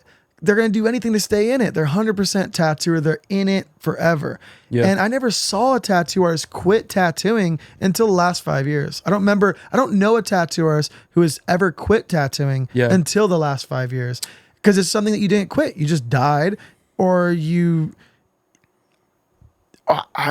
couldn't do it anymore, but no one left by choice that I can recollect or remember at all. So now it's like, I think that if you want a tattoo, that's not enough. If you need it or what, you have to have something to offer that isn't currently being offered. And that could be your work or that could be the way you market yourself or your hustle. It has to be something, but it can't be nothing. Wanting is not enough. Yeah. I struggle with that a lot. Because I'm newer, where I'm just like, what? And because of how I feel about tattooing, it's like, what am I giving? What like, why do I deserve to be a part of this? Or where's my place? And like, it's rough. It's just like, is this for me kind of thing? And like, I wanted to be acknowledged by my peers and like, it was cool. It's cool. Like the people I know in New York, when they're cool to me, it was like, I want, someone in San Francisco or someone in Oakland, or I want Wayne to fucking like my shit or something. Right. It's like, you want to feel like you're doing something. And I think I try all the time. I'm like, just because I can't remember who told me, they were just like, give back as much as you can and be nice. Great advice. And, it was give back I think it was Mark Peoples in Arizona. He's a Japanese tattooer. He he's the nicest guy. But he was like, just give back, and he was like, be nice to your clients. And I was like, I just live by that shit as best I can. And like, my wife is sick about like pulling me back sometimes. Like, I'm like, how much is this for me, or is it for tatting? And it's like, I don't know. I get kind of unhinged, and like, I'll be like, look at these stickers I'm gonna make. Look at the hats I'm gonna make. And it's like, what does it have to do with tat shit? And I'm like, I don't know. But then I'll be like, I'll do a raffle, or like, I give a lot of hats away, or like, if people when I go to New York, I make hats and I just give them away with tattoos. Like the only ones I ever put New York on were the ones I took to New York last time and just I didn't charge anybody, I just gave them to people. Because it felt like a cool one-off kind of thing. Yeah, that is cool. But I mean, yeah, that shit's, it's hard. But Stevie once told me, he texted to me, he was like, and I think about it all the time, he's like, you would be a tattooer if it was still illegal. And I'm like, dude, it makes me like get emotional. I'm like, that's so sick. Especially to come from him, who like I look up to so much. Like, honestly, to hear anything nice from anyone who's been, even when you hit me up and you're like, I just like what you're doing, I'm like, damn, that's sick. Yeah. So you feel like, sometimes I'm like, yeah, this is going in the right direction. And I do, the majority of things I tattoo are stuff I want to do, but I get hyped for walk-ins. Like, I love doing little stuff. It's like, I never get bummed on shit. Like, I don't think I could. We were talking about designs that we were like, what's like a design you never want to tat again? And I was like, I don't think I have that. Maybe because I'm newer, but I'm like, I just would do anything because it doesn't really bother me. I'm not as jaded yet, I suppose. But yeah, it's more like the clients that can be deterring, not so much the design, but sometimes people are just difficult to be around, you know? Like, totally. I think sometimes that is harder than, it's part of the job too, but I think that can be harder than imagery sometimes. Yeah, but we have it's like, I call it like the tap bingo, like the traditional tap bingo card. Yeah. Where it's like stuff that people think is like an American traditional like a tattoo. lighthouse. Lighthouse is on there, like snake shaking a hand. Oh, like t-shirt graphics. Yeah, like a flail. Yeah. Like, it's like, I'm not hating on that shit, but it's like, people be like, I like American traditional. Can I get the trust no one snake? And it's just like, it's a little heartbreaking. I just go sick. I mean, I'm down too. And I take it as a challenge to do a new, different take on it. And it pushes me to, there's not an incredible one for me to rip. Right. So I got to keep pushing to bring something new to it. But it is like the Green Day of punk. Like, that's the first band you got into. And then that's the cover song. And then 4 tattoos from now, they're like, why'd you let me get the snake ripping with the hand? Like, yeah. Why'd you let me get the bear on my arm? I should have just got a tiger. I mean, I have a lot of them off the bingo card. Like, I've got the heart that's a butt. Like, oh, that was a big one. Yeah, I think that's on there. But it's like, if when I first started doing traditional, that was one of the first things I painted. Like, this is sick. I mean, it's because one of the first things I found, because I know what to look for, right? I mean, a chick's butt is always going to be a sick idea. Pretty cool. Super cool. Yeah. Arguably one of the coolest things ever. Yeah. But like, if the Polito Rough Rider is like a gateway tat into American traditional, I feel like those ones are just like a stopper. Yeah, we had like one of those get what you get machines in the lobby for a while. Sick. Took it out back because I was just bored of it. But I only put I believe we only put 5 designs in there. Yeah. And it was like a Sailor Jerry like rose, a simple like, I can't remember the sheet, but it was like 5 like 2x2 small palm size traditional designs, black, red, yellow. And the idea was when someone would come to like go through the get what you get, they're like, ooh, excited looking at the walls, seeing all the stuff, like, this is good. And they're like, which ones are in here? And it's like, it's that sheet right there. Yeah. And they're like, oh. And the idea would be, if they don't like those 5 designs, and they're not okay with randomly getting one of those 5 designs, then they don't like the other 90% of shit on the walls in our shop. Yeah. And they either have those 5 designs already, or it just sussed them out real quick. You know what I mean? And it's like, I don't want to be cheap, and I don't want to put a fucking Pokemon in there, and I don't want to I don't want to make it too random. I want to be like, that's what's there. You can't lose. And if you think you could lose, then maybe this isn't for you. Yeah, I think though, the cool thing about that shit is like if you have sauce, you can make anything fucking sick. Yeah. Because sometimes I'll try to get away with putting something like more pop culture or some shit. Like I've done Mr. Matt and like, or cartoons or whatever, shit that's not on Flash. Like my buddy Killian on Staten Island, he's a shop over there. He did like a whole Pokemon Day Flash because it's just like so big. But they did them bold and they were... Yeah, they're made to be tattooed. They were sick. And like my buddy Nelson out in New York, I think he moved to Puerto Rico, but I think he's going back and forth. But that fool does... He's huge into Betty Boop.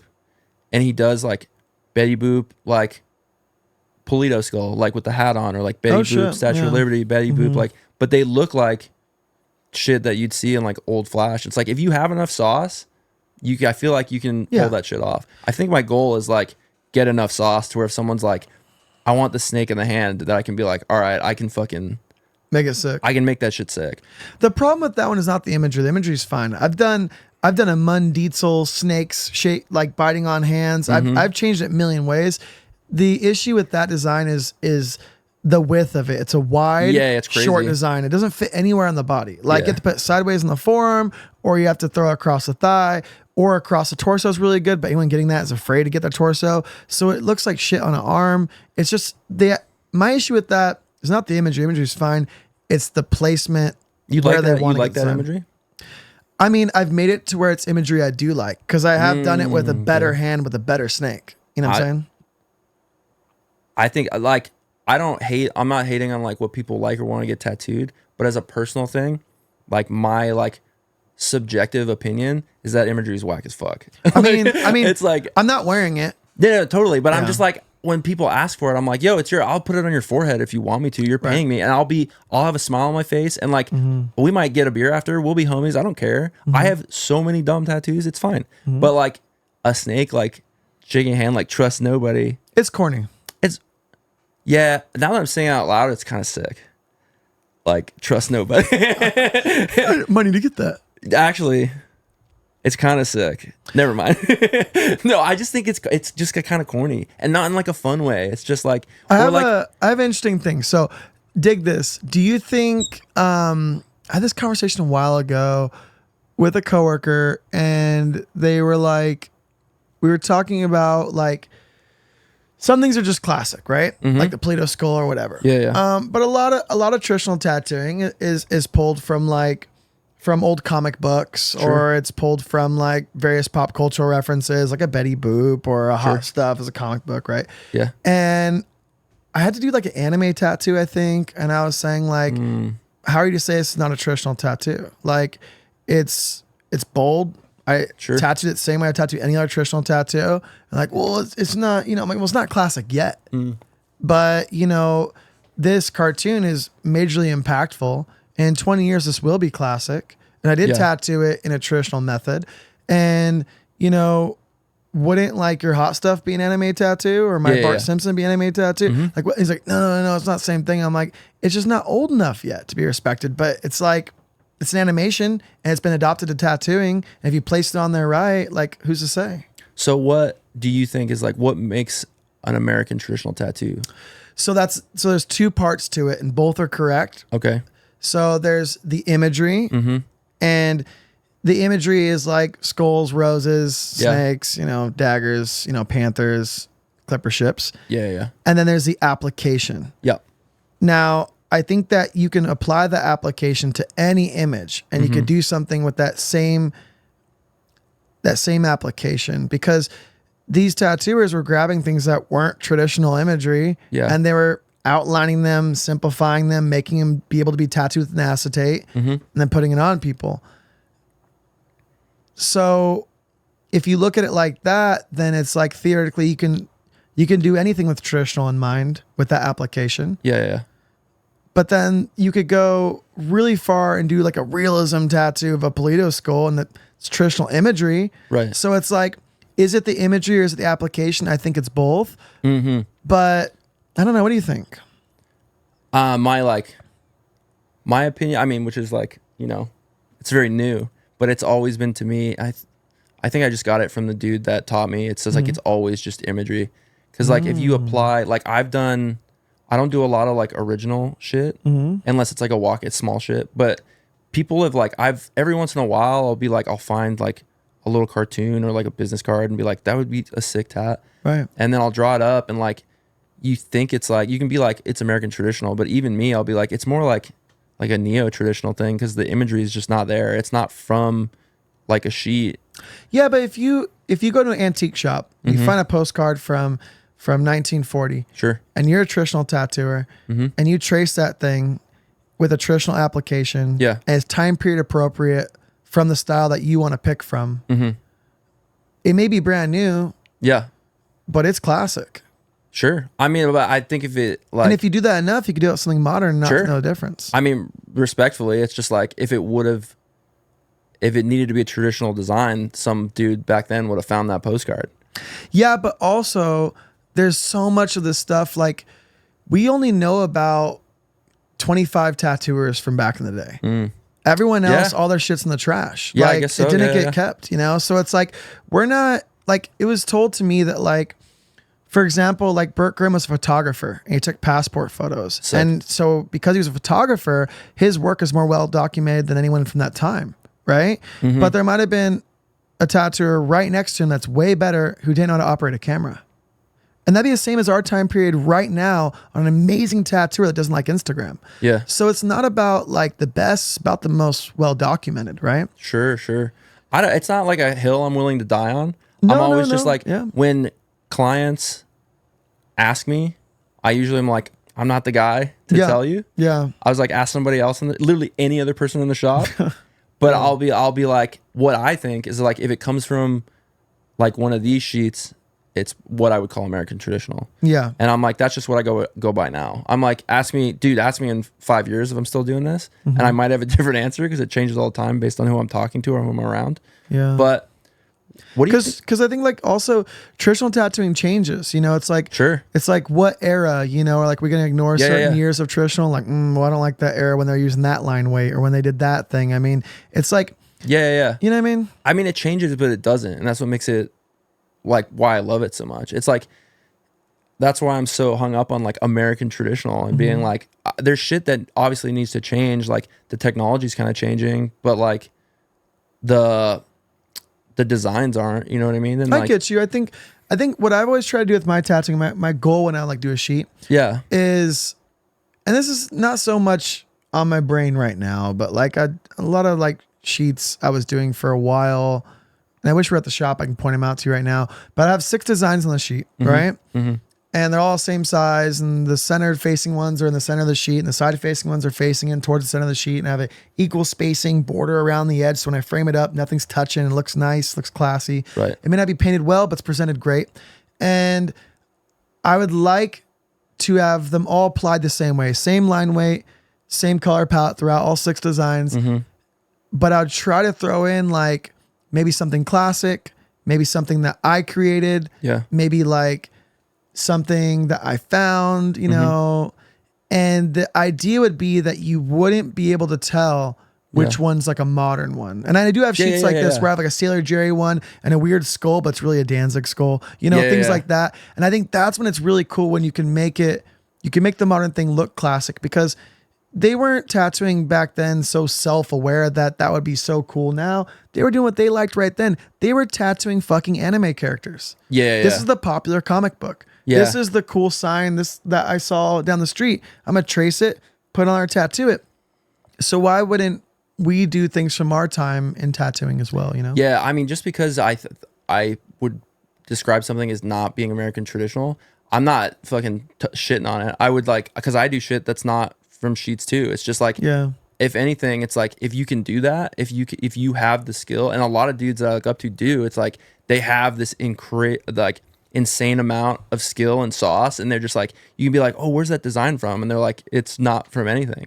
It's like, that's shit's cool. If you can fool tatters into being like, that's a traditional design, it's like, I mean, it kind of is now, I guess. I think if you replicate the stuff long enough, then it kind of gets ingrained in how you approach new stuff. Yeah. You know, it's like you can draw something new and it has that look because you've studied it so closely. Right. What do you think about like non-tatters who are like making flash painting a hobby?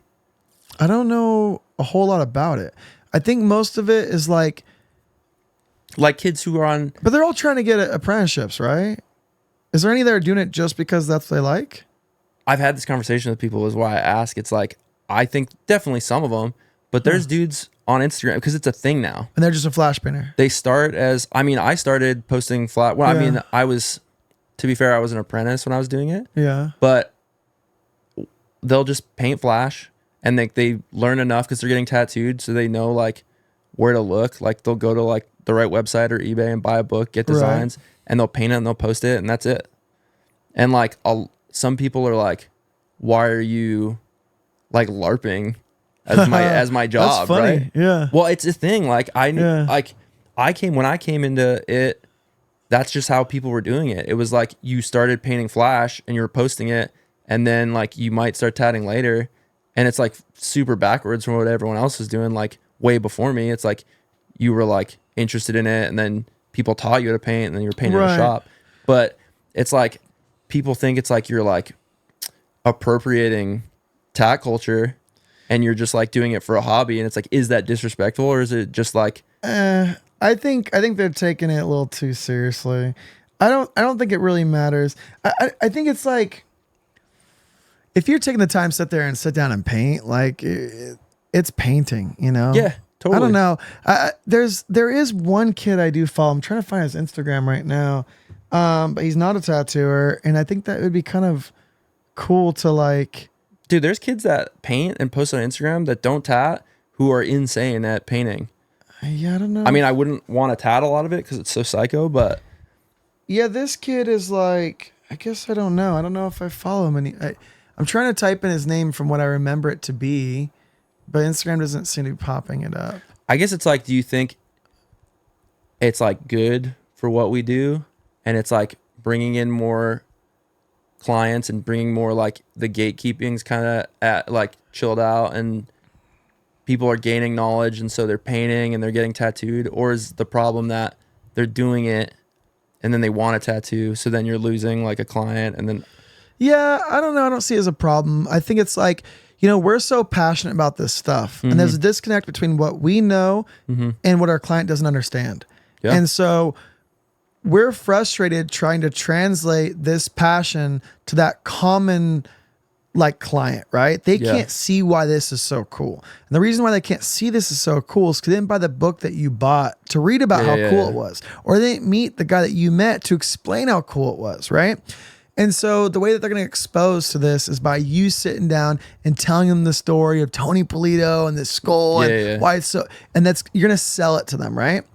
So the more people that are aware of this, then that means you have more clients coming in that want this. And so I think this history should be told. And I think that I don't see anything wrong with it at all, you know? And if someone paints enough to break through to become a tattooer, then they clearly have something to offer tattooing. No, I think it's, I mean, I came from that, so I don't hate on it. I guess in short, I like it. You know? I think I like it. I think I might have a hot take then. It might be more like 40 seconds of the microwave, but I think tatters need to normalize talking to each other about how much painting sucks. Explain. Dude, like, okay. Painting fucking blows a lot. Painting of the time. is a means to tattoo. I love painting. I love doing it, but it's definitely a part of my job. When I paint, I used to paint every day before I was tatting. Because you weren't tattooing. Exactly. Yeah. But now, if I paint and put it out, the more I paint, I definitely see more business. And so it's become like kind of a job. And every time like tatters come in, it always gets brought up, like guesting at the shop. It'll always get brought up like something about painting, or I have to paint or do this. And people are like, yeah. And I'll be like, fuck painting. And they'll be like, yeah, dude, like fuck painting. like I don't actually hate painting. Like it's sick. I love painting. But like sometimes it's just like, dude, I don't want to fucking sit here and paint this shit. Like, especially you're doing like a big sheet or some shit. So I was told, I got tattooed by Rick Walters, like, and I went to get tattooed by him, and I was trying to paint a lot. Yeah. And my painting sucked. They were not good. And I couldn't get anyone to get the stuff tattooed. And I'd have to really like, oh, well, if you like that, I would actually do it a little bit smaller, but I also face it the other way, but I also wouldn't use that green. I didn't know how to fucking paint like how I wanted a tattoo. Mm-hmm. And I just didn't get it. And he basically told me, he said, the only reason why you shouldn't be painting is because you're too busy tattooing. If you're not busy tattooing your designs, it's because your designs suck and you paint more designs. Yeah. And so the only reason why you should not be painting designs is because you're too busy tattooing your designs. And so I took that to heart and I started painting and painting and painting. And eventually I got too busy tattooing to have time to paint more. Yeah. I find myself now in a place when I paint, I want to bring something new because I've painted all the classics, dude. Yeah. So I'm going to try to find a more obscure reference that you may have not seen or find a different way to shade the same thing. And ultimately what ends up happening 9 times out of 10 is they want the sheet I painted in 2015 on the wall. And so, and a lot of times, like when someone comes in to pick something off the wall, what if it's facing the wrong way? Doesn't fit the spot.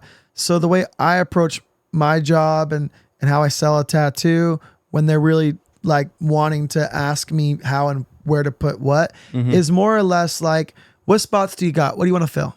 Okay, cool. And I'm not looking, I tell them I don't care about imagery. Like I'm looking at like puzzle pieces. I'm like, that fits, that fits, that fits, that fits, that fits. And I end up having to draw something or manipulate something to fit the spot. And I really enjoy that, finding the right tattoo for the right spot. I really love that. So I feel like the size and placement are more important than the imagery. It doesn't matter how cool the imagery is if it's facing the wrong way, upside down in the wrong spot. So I don't paint as much as I used to. And I love painting, but I have a real hard time starting painting. Yeah. You know, that's my issue, is that it's like once I start, I get hyped, then I want to stop. Yeah. But it's so hard to pick it up and start. But I think this is the thing, dude. People don't talk like that. Tatters don't talk like that. It's like weird for a community that's so funny. Like, it's like there's a lot of like not super great like senses of humor sometimes. Well, most of the tattooers, I don't know, man. It's like all the best designs have already been done.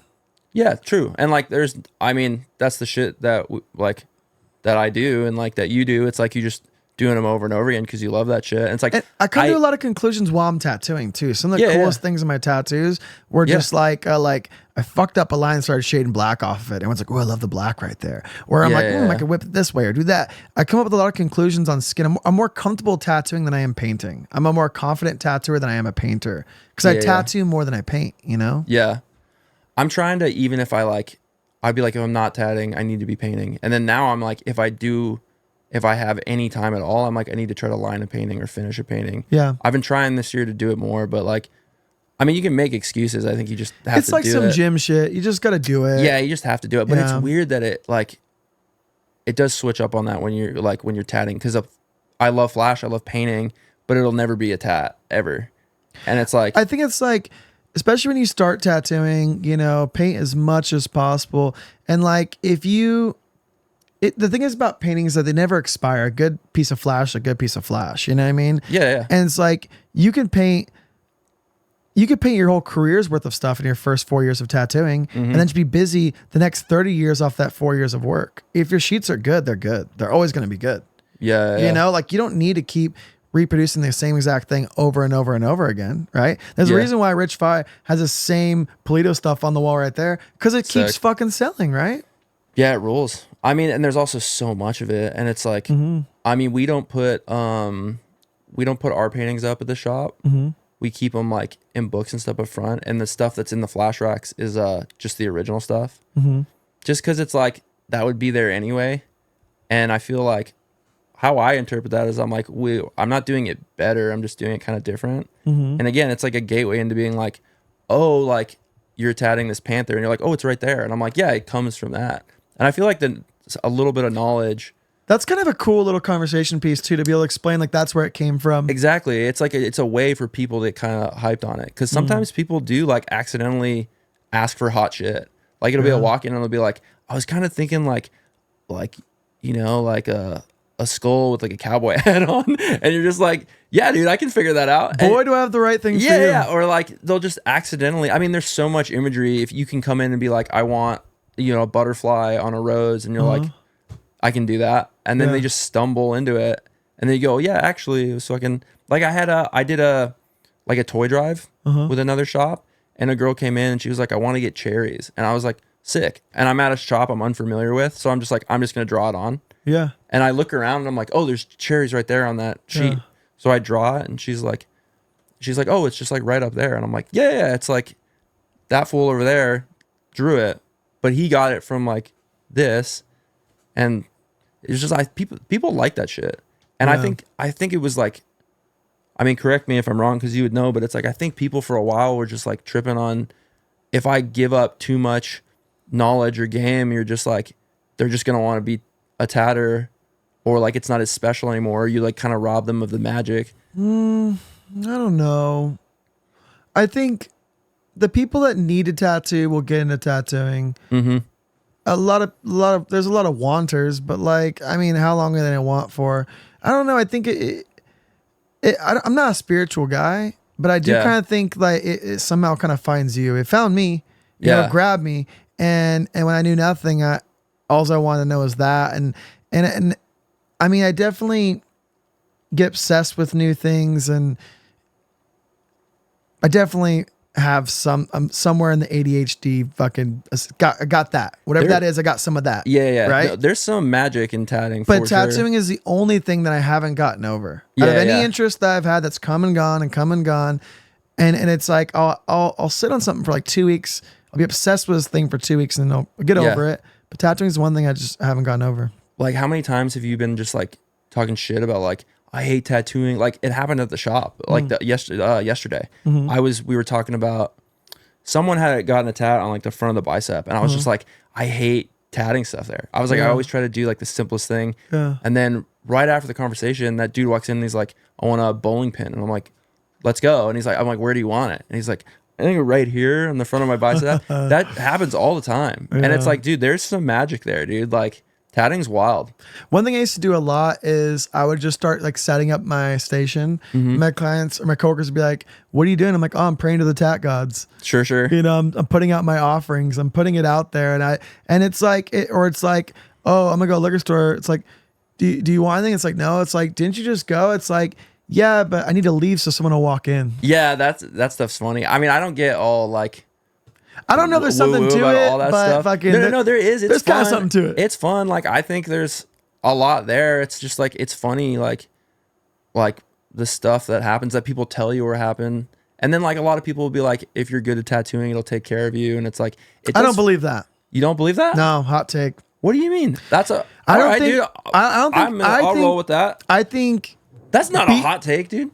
I think being good enough ain't good enough to make a good living in this business. No, not if you're good at tattooing. If you're good to tattooing. Oh, yeah. Okay. I was like, dude, chill the fuck out. Yeah. No. I said, if you're good to tattooing, it will be good to you. I agree. Okay. I was like, bro, chill the fuck out. I was like, that's crazy. I was like, that's not a hot take, dude. I was like, that's the most basic shit. That blew my mind, dude. Yeah. You're wild for that. That fucking scared me. I was like, dude, Wayne's having a stroke. Hey, yo, you agree with me though if it was the way I heard it, right? Yeah, big time. Well, like I say it all the time. It's like, I feel like, especially because I'm newer, like earlier on, I was like, I don't think I was tatting people because my tattoos ruled. I think it's because I was not really nice. Yeah. And like when I first started, all the paintings, I have built up a portfolio of paintings from being an apprentice, and like started painting in New York, and then when I was moving around, so it was a few years of paintings. Yeah. And when I would tap people for the first time, if I really fucked it up, which I did for like a long time, I still do it sometimes. Yeah. It's like I would felt so bad that I was like, do you want a painting? Yeah. And I'd go through the book. By like 6 months of free tattoos, I had no paintings left. Yeah. Because I was like, yeah, take a painting, because I was kind of bummed. Yeah, I mean, like the common person doesn't need a good tattoo. Like, I mean, they don't go to the best coffee. Like when they get coffee, when I get coffee, is my everyday like objective to get the best cup of coffee in California, or I just need to get a cup of coffee today. Yeah. You know what I mean? And I mean, a lot of times people come in complaining about about the price at another shop because they're better, they charge more or whatever, you know. I think it's just like, and I mean, even me, like, I didn't know what a good tattoo was if it was staring me in the face. Even when I first like was tattooing, like, Yeah. it's more of a feeling. I think tattooing is a tribal thing. It's more of a connecting thing. Like, you know, if your client connects with you, Yeah. and like you're vibing right, they'll get whatever. You know what I mean? Bro, more than a feeling, dude. Yeah, it's more like Good song too. Yeah. Now it's in my head. But yeah, I think like I look like this. Like I think about when I get tattooed, it's like what I want to get, like as far as imagery, right? Where I want to get it, as in like city, state, country. Yeah. When I want to get, what time in my life do I want to mark? And then like who does it, right? Those are the 4 things. The image doesn't fucking matter. That's not even in, and people that don't have tattoos, these don't matter. It's only image. I have to have this image. It means so much to me, blah, blah, blah. They don't give a fuck where, when, or who. Yeah. And the thing is, like, it doesn't matter how good that image is if you don't like where you got it, when you got it, and who did it. And then you're stuck with this image and this mark in time of a shitty time, you know? I even strategically, like, I want to get a tattoo for a friend who passed away recently, but I'm still like mourning his loss, and I don't want to I don't want to mark that feeling. Yeah. I want to look back and smile and then get the tattoo, because I'll remember this feeling right now forever.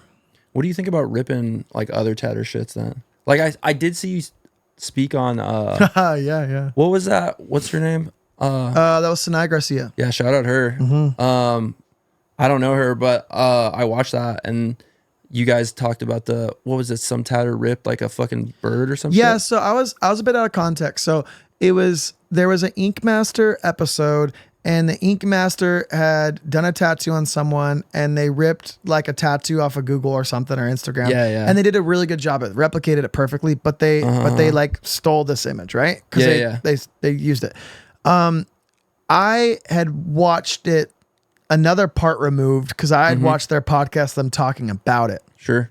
Now, my perspective was like, Ink Master is a competitive show, and it's about like being masterful in all styles of tattooing. Application, right? And so if you could rip this person's tattoo and do an incredible job of it, that's a good tattoo. Yeah. And so I don't care where they got it from, when they got it from, why they got it from. It was a good tattoo, executed really well. The client was happy. Like, I don't know if they won the show, if they lost the show. I don't know who the fuck even did it. Yeah. But my thing was like, hot take, like, who cares? What was the tat? Was it hot? Was it like... I don't remember. Was it a sick tat? Like, it wasn't about the tattoo. It was more just did about... they like it, I guess? I don't know enough to even know. But the hot take was that, like, basically... Who cares? Who cares? Well, that was funny because she seemed like blown away by that. But I was like, yeah, who cares? That's tattooing. Every single day, people walk in the door, they show us their phone, they want to get this right now. And when we change the thing in the image, they're not asking us to change it to make it ours. They don't want what we're selling. They want what they saw on the phone. Yeah. Well, people come in like same shit. Like they'll show me the phone. And a lot of times if it's like they're like a skull and a snake or like a rose, I'd be like, I can do something like that, and then sell them on something else. For sure. Because it's like it's one of the perks of doing the style of tattooing that we do. In short, what I was trying to say is that, like, I think it would be harder to rip off someone's tattoo line for line and do a really good job of it. I think it'd be easier for me to be original, put my flavor on it, because when I trace your shit loosely, it's because I'm lazy and I don't want to trace it that well. When I change it, make it more comfortable for me, it's probably because I don't have the ability to replicate what you did prior to me. So it's easier to do me. But if a tattooer can, like, if I were to, I'm gonna say what an Ink Master is right now. Okay. If you here's a new Ink Master challenge. Ready? You're Sick. Dave Navarro. Let's go. Whoa, Liv Moss, dude. Let's do it. Yeah. Okay. So this Ink Master challenge, we're gonna let you pull 5 tattoos off the internet, current tattoos, not classic. Duplicate it. That's sick. And you have to duplicate these tattoos as close as possible on your canvases. Yeah. That's fucking impressive. I just like, I don't know how much I really believe this, but it's like if we can rip, like, you know, Grim, Stony, like Jerry, Tony, it's like, why can't I? It's not cool if I rip Like some The dudes line out. idea is that you want to like pay homage and carry it on, and so it's kind of something that like they're done tattooing, or they retired, or they've died. Yeah, like I don't want to do it. Like Yeah. I've never wanted, but sometimes it's like if someone just comes in and walk in, it's been like I'm working and it's just a quick thing. I can sneak in and they're like, here's my phone, here's this shit. I'd be like, yeah, I can do that. But like I'm not gonna fucking try to do it line for line. But it's like that's not my choice. But if that's my job, I'll do my job. I have a fucking quick story. All right, we'll end it with this one because it's getting late. Run it. Yeah. It's about no, it's not baseball, dude. So some fool, I think he tattoos in Spain. I don't know anything about him. But his big thing was he was tatting. He was doing Pez dispensers. Okay. They were like traditional, like clunky, like looking Pez dispensers. And I don't even know if I'd ever seen that shit. Mm-hmm. But I had done a line drawing that was Mr. Met on a Pez body. Because I was like, at my station, I have 2 Mets Pez dispensers. And I posted just a line drawing and I was like, yo, if anyone wants this, I'll do it homie price. And this fool sees my story and he DMs me and he just spirals, dude. He's screaming in the void. He's like, you stole my shit. Like, I'm Pez. Yeah. And I was like, I didn't even answer him. I was just like, whatever. And I was like, he hits me up. I think he hit me up again and he's like, yo, you really need to find your own thing. Like, you can't just rip my shit off.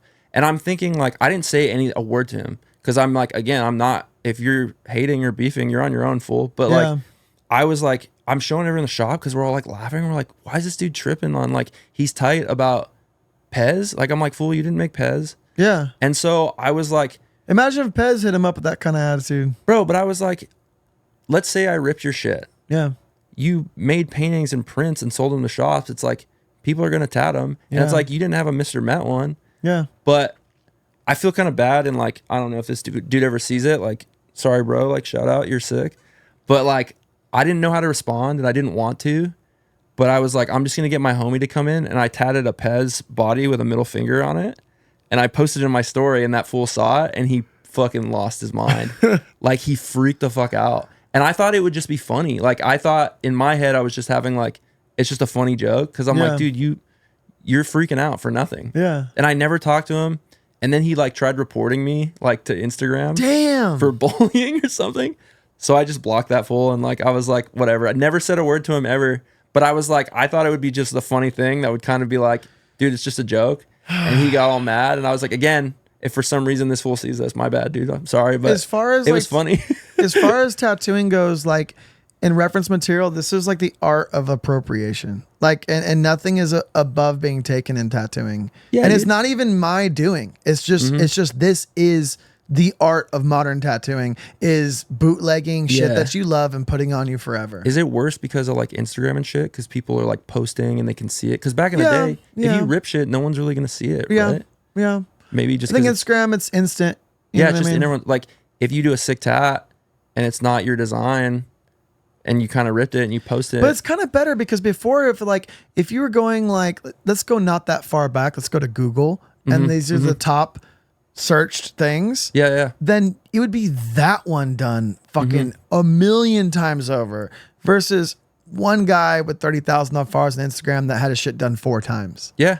I mean, so everything is better now. It's more variety, more sauce. I've had people do tattoos that I know came off a sheet I did, or like a tattoo like that Mr. Met that I tattooed a bunch, like, because I redrew it to make it look like a tattoo. And I've seen people tat it and I'm like, that's so sick. I used to kind of like, I don't know that I ever really cared. I'm trying to think back. I do remember when I first started tattooing, I did like a Steamboat Willie Mickey Mouse tattoo on the back of my wife's calf in like 2013 is one of the first tattoos I did on her. And I remember seeing a couple shops that definitely saw like it, and they definitely like, I knew they got it for me because like I did like a color traditional rope around it. I had my own little thing. But it was more like, oh shit, that's cool, looking at my stuff, or maybe the client brought my stuff in. And then I remember like, I don't know, like I think I'm at the point right now where I like it because I feel like it's like that makes me feel like I've done something, and there's some of my contribution to tattooing. Yeah. Because what we do, like, ends when the tattoo's over. Sure. But when you have someone else ripping from your thing, doing it over, playing the cover song, whether they're playing it good or whether they're playing it bad, it's like, man, someone wants to listen to my version of that song, and that feels pretty good. Sure. Yeah. We're doing fucking karaoke, bro. Yeah. Tat karaoke. Yeah. And none of those bands are mad when fucking people are singing their songs at karaoke. Yeah.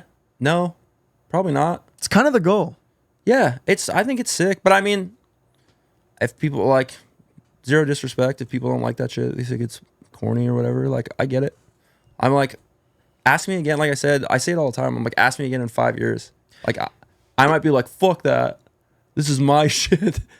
No one should tat the fucking Rough Rider. I feel like, I feel like if you're doing something worth doing, then it's like, it's gonna be replicated. You know, if no one's copying your shit, then you probably aren't doing anything that cool. True. Yeah. Dang. Maybe I'm not doing anything cool, dude. Dude, I don't know. I might try to reference that bowling pin. That'd be fire, bro. That was actually kind of sick. I was like, dude, that's kind of cool. I was like, love that. I'd put that in a little fucking empty spot.